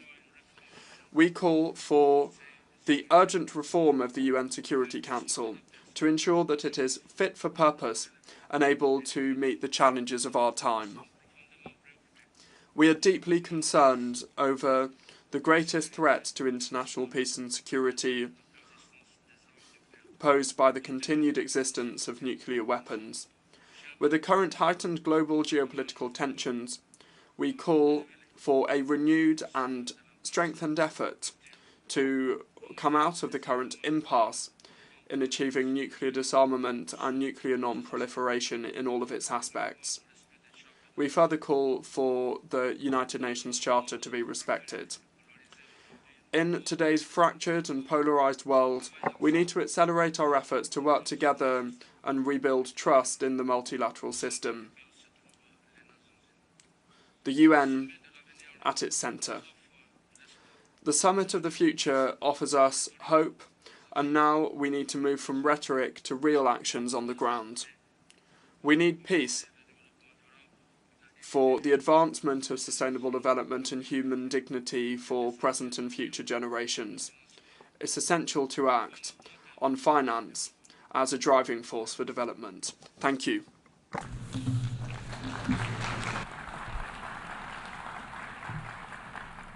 On behalf of the Assembly, I wish to thank the Prime Minister of the Republic of Vanuatu.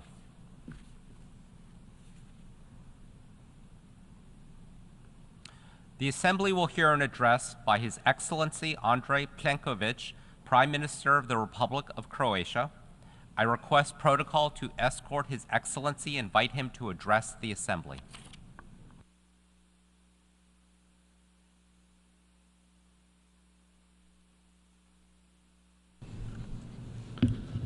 Mr. President, Excellencies, distinguished ladies and gentlemen, today we should stand united in the face of unprecedented global challenges. From the proliferation of conflicts and deteriorating geopolitical situation to climate crisis and food security, the world is at a critical juncture where every nation, regardless of its size, plays a vital role. Croatia's journey over the past 34 years has been a testament to resilience and determination. Emerging from a conflict and building a modern, progressive state, we have positioned ourselves as active contributors on the global stage. As we convene here, Croatia brings not just its experience, but a deep commitment to fostering peace, advancing sustainable development, and upholding human rights as fundamental values rooted in our history. We live in a world increasingly ablaze. As a country that has endured conflict and the painful process of post-war recovery, we understand firsthand the value of peace, security, and international solidarity. Our journey from a nation affected by aggression to a contributor to global peace efforts equips us with a unique perspective.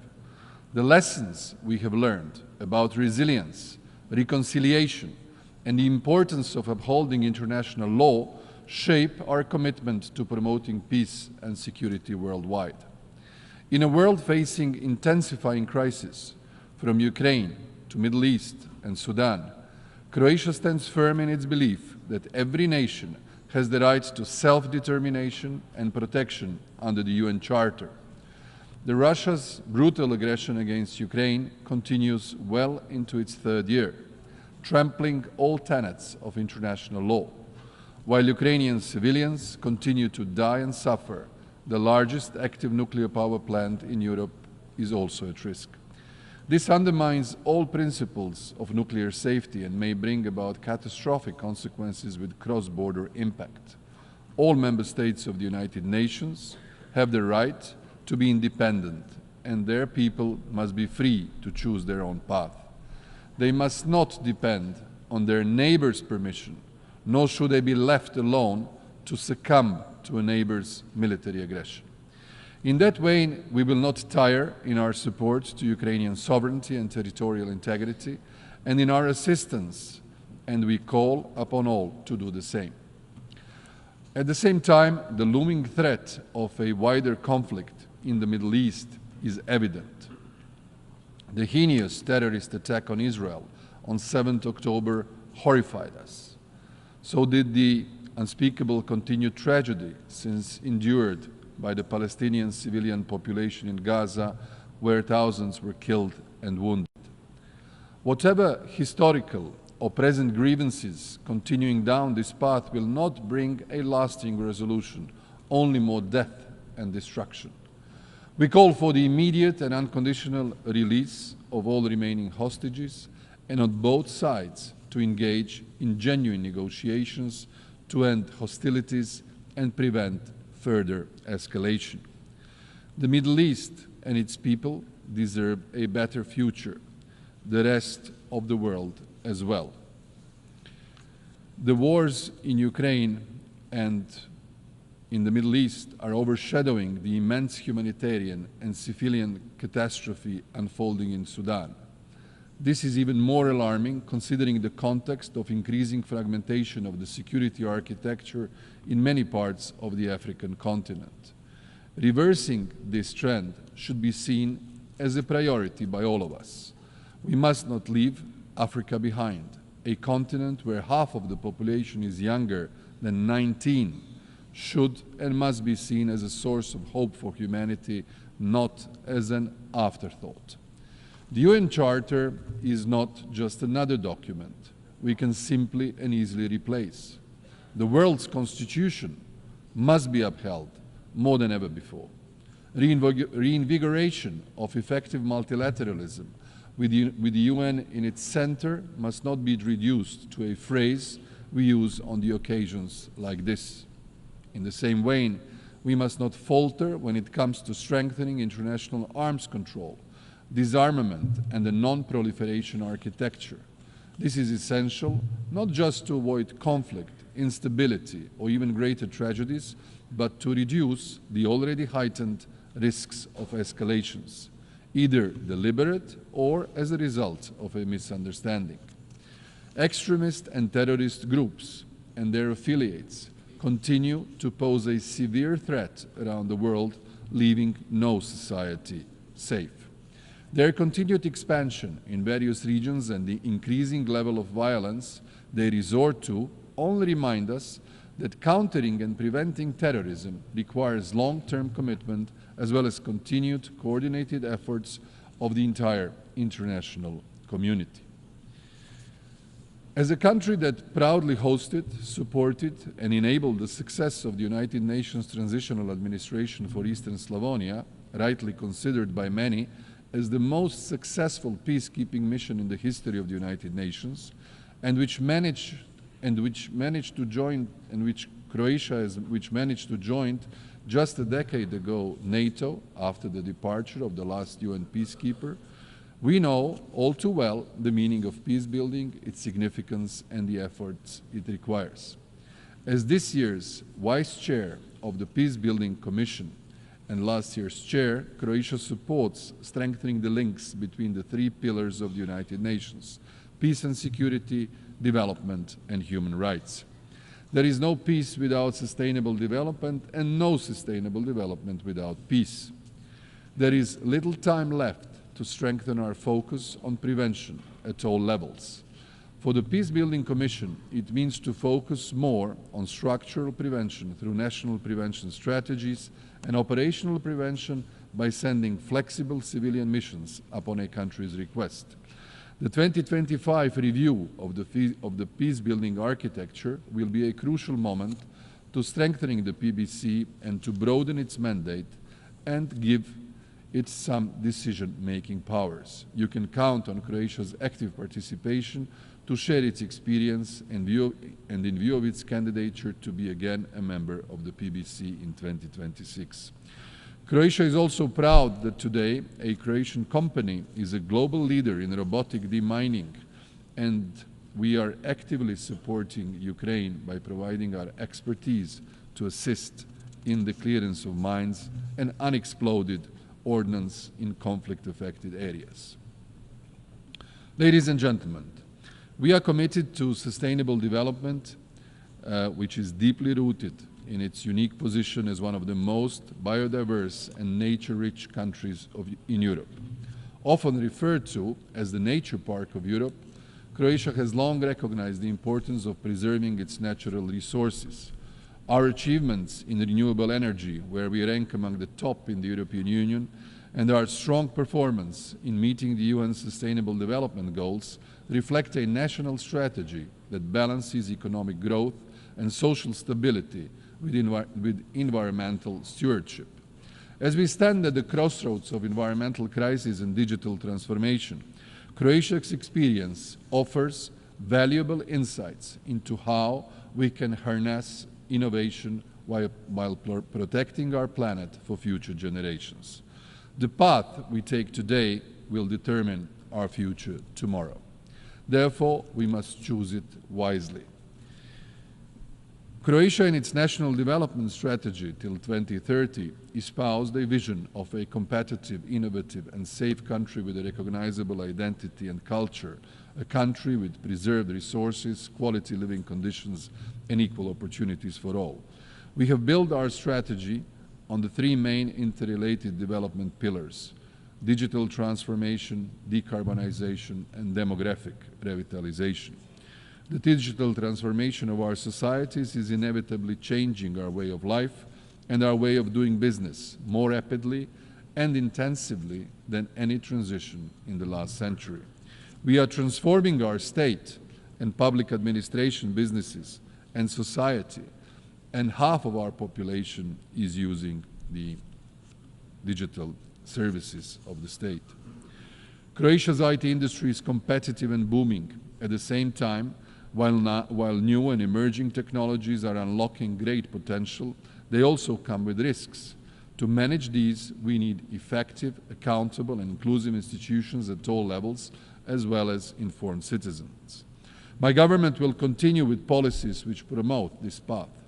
Humanity's greatest challenge of the 21st century is climate change, coupled with loss of biodiversity, reduction of food and natural resources, increase in the number of droughts, fires, and floods, as well as the acceleration of the sea level rise.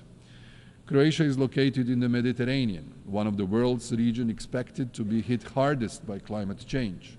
It is not by accident that Croatia got a portfolio for the Mediterranean in the new European Commission. This summer, we saw record-breaking heat waves, followed by torrential rains in our part of Europe only last week. The green transition is therefore pivotal for us all. Promoting nature-based solutions is one of our main national tools for climate change and adaptation and migration. For this reason, we need to strengthen the multilateral system of dealing with climate, biodiversity, and sustainable development.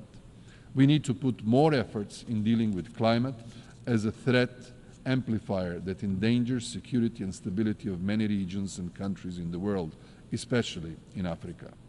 We spare no effort to integrate the 2030 Agenda and the Sustainable Development Goals in our national policies and initiatives and strategies and into the reinforced and reformed global governing structure.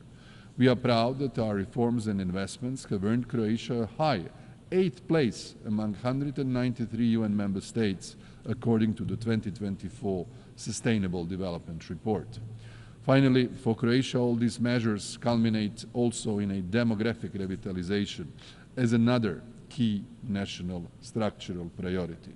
We consider it an indispensable element of our resilience, competitiveness, and a prerequisite for a successful, sustainable growth. Ladies and gentlemen, our deep commitment to human rights stems from our own difficult experiences under totalitarian regimes and the horrors of the aggression during the Homeland War. The violations of fundamental rights that we endured as a nation have shaped our understanding of the importance of protecting human rights, dignity, justice, and equality. Croatia's journey from a war-torn country to a strong advocate for human rights in the international arena has given us a unique perspective on the necessity of upholding these principles. With this background, we remain steadfast in our dedication to promoting human rights, preventing atrocities, and providing humanitarian assistance to those in need, both at home and abroad. The 2030 Agenda sets out a vision for a sustainable development grounded in international human rights standards, promoting one of the main values of the UN Charter, to leave no one behind. Only through respect for human rights can we achieve a more peaceful, equal and sustainable world. Croatia will continue to champion this cause. As a country still searching for 1,792 missing persons from the homeland war, Croatia spares no efforts to end the anguish of uncertainty for their families. We shall never cease the search for them, and we shall never stop demanding answers from those who know their fate.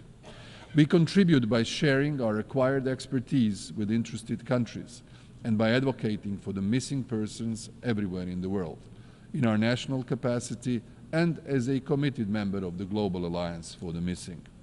Croatia is today extending its support to Ukraine by offering its expertise in prosecuting war crimes and making its seasoned experts available to assist Ukraine in navigating the complex process of accountability and justice, drawing from its own experience in addressing the aftermath of war crimes committed during the homeland war.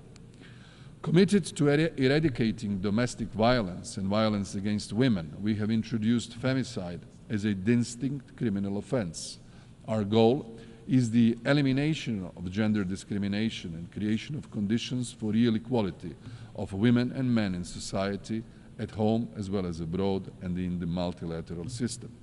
This is why Croatia promotes women, peace and security at the global level, as we know the disproportionate effect of conflict on women, but we have also seen how women, when participating in all peace-building and sustaining peace process, are agents of change and harbingers of peace.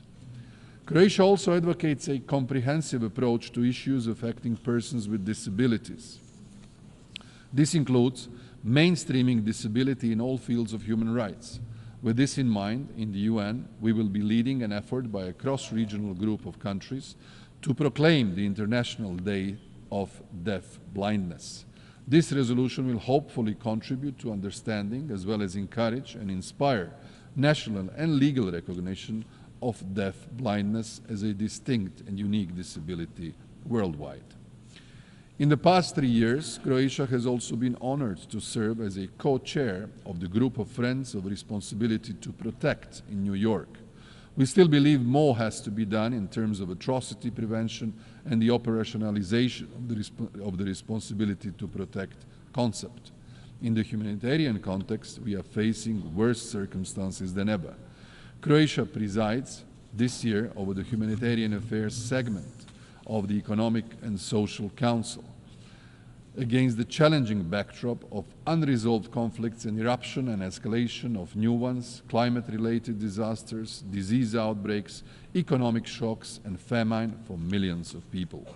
Focusing the discussion on the consequences of the erosion of respect for international humanitarian law, clear and strong calls were heard across the board for upholding international humanitarian law, ending impunity, bolstering women's leadership, addressing climate emergency, and for ethical and responsible use of new technologies. Ladies and gentlemen, as one of equal successor states of former Yugoslavia, Croatia is among the founders of the United Nations. Following the dissolution of former Yugoslavia in the midst of defending itself from aggression and invasion, 32 years ago, Croatia reconfirmed its commitment to the UN Charter, this time as a free, sovereign and independent member state of the United Nations. Ours is a journey of liberty and democracy, a pursuit of peace and prosperity, of vigilant defense of human rights and dignity, while honoring the values and principles of multilateralism and international cooperation that UN embodies.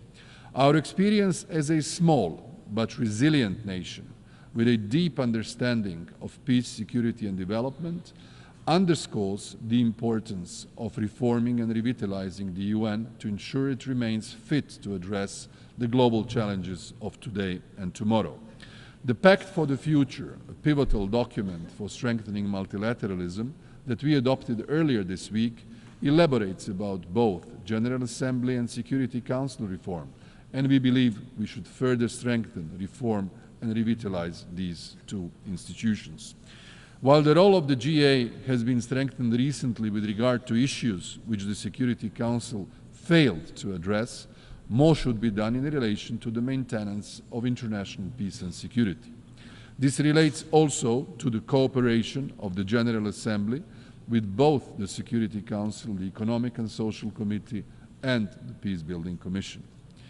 The UN Secretariat should be made fit for purpose, and the selection of the Secretary General and all other, especially high-level posts, need to be guided by the principles of merit, transparency, inclusiveness, gender, and geographic rotation. Finally, allow me to reflect on Southeast Europe, a region in our neighborhood. As a country with deep expertise and a nuanced understanding of Southeast Europe, we stand as a model of successful integration into both the European Union and NATO. This unique position not only gives us Croatia a special status within the region, but also grants its significant authority in advocating for peace, stability, and European aspirations of our neighbors. Croatia consistently encourages our Western Balkan partners to invest even more in fulfilling the established criteria. Regional cooperation and good neighborly relations, along with solving outstanding issues and disputes, remain an essential, indispensable part of the process. The merit-based approach and rewarding individual achievements in fulfilling the standards will accelerate accession to the European family. In this regard, those who cooperate in good faith, align with the EU's, for instance, foreign policy resolutions and positions, and conduct genuine reforms should move ahead on their EU accession path. Of particular importance for us is the stability of our neighboring Bosnia and Herzegovina, with which we share more than 1,000 kilometers long border. In order to achieve security and stability in the country, the constitutional full equality of the three constituent peoples, Croats, Bosniaks, and Serbs, must be ensured, and the Dayton-Paris Accords, the peace treaties that ended the war and confirmed the multinational, multi-confessional, and multicultural Bosnia and Herzegovina must be upheld. In conclusion, the story of our country is one of transformation from a nation rebuilding after war to a committed partner within the global community. Our journey reflects the power of collaboration, vision, and perseverance. As we look ahead, Croatia is ready to join, to continue contributing to a world where peace, justice, human rights, and sustainable development are attainable for all. Together, through multilateralism, we can overcome today's challenges and build a future where every country, every citizen can thrive. The path may be long and difficult, but by standing united, we can make it a reality. Let us move forward with renewed purpose, ensuring that the foundations we build today will support a prosperous and peaceful tomorrow. Thank you for your attention.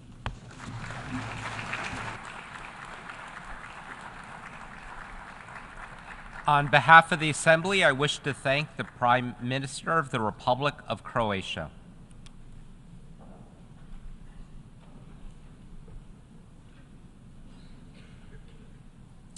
The Assembly will hear an address by His Excellency James Marape, Prime Minister of the Independent State of Papua New Guinea.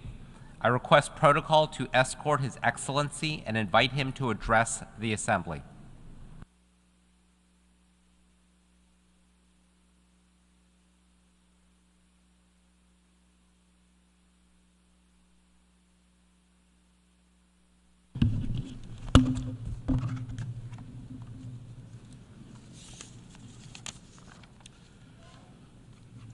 His Excellency Mr. Philemon Young, President of the General Assembly, His Excellency Mr. Antonio Guterres, Secretary General of the United Nations, distinguished Head of State and Head of Governments, Excellencies, ladies and gentlemen, it is my honor to address this august hall once again on behalf of my people of Papua New Guinea. Mr. President, firstly, let me congratulate you, the government and people of Cameroon, on your successful election to lead the work of the 79th session of the General Assembly. I thank your predecessor, His Excellency Mr. Dennis Francis, for his excellent leadership during the 78th UN General Assembly. I also extend my gratitude to the United Nations Secretary General for his strong leadership to mobilize the support of the global community on key issues that require our collective efforts, especially in dealing with climate change-related matters. Mr. President, you selected a theme for this debate, leaving no one behind, acting together for the advancement of peace, sustainable development, and human dignity for the present and future generations, I believe is very pertinent. I thank you and commend your foresight in drawing our collective attention to the work we must still do for peace and humanity, considering the vast challenges that continues to threaten our society and what we face today. Mr. President, I speak on three threats to humanity that is complementary to your theme. These threats, in my view, are religious intolerance, poverty induced by climate change, and geopolitical differences and sovereignty contests over territories and people. And I will prefix this statement here with my country as a backdrop. Mr. President, Papua New Guinea is the world's most culturally and linguistically diverse nation, with over 830 languages in a myriad of sub-ethnicities and subcultures that are still authentically indigenous today as I speak. A real-time modern nation of 1,000 tribes. And we embrace this diversity and do our utmost best to function as one people, one nation, and one country in our intention to leave no one behind. In terms of environment, Mr. President, my country hosts up to 7% of world's biodiversity, mostly housed within a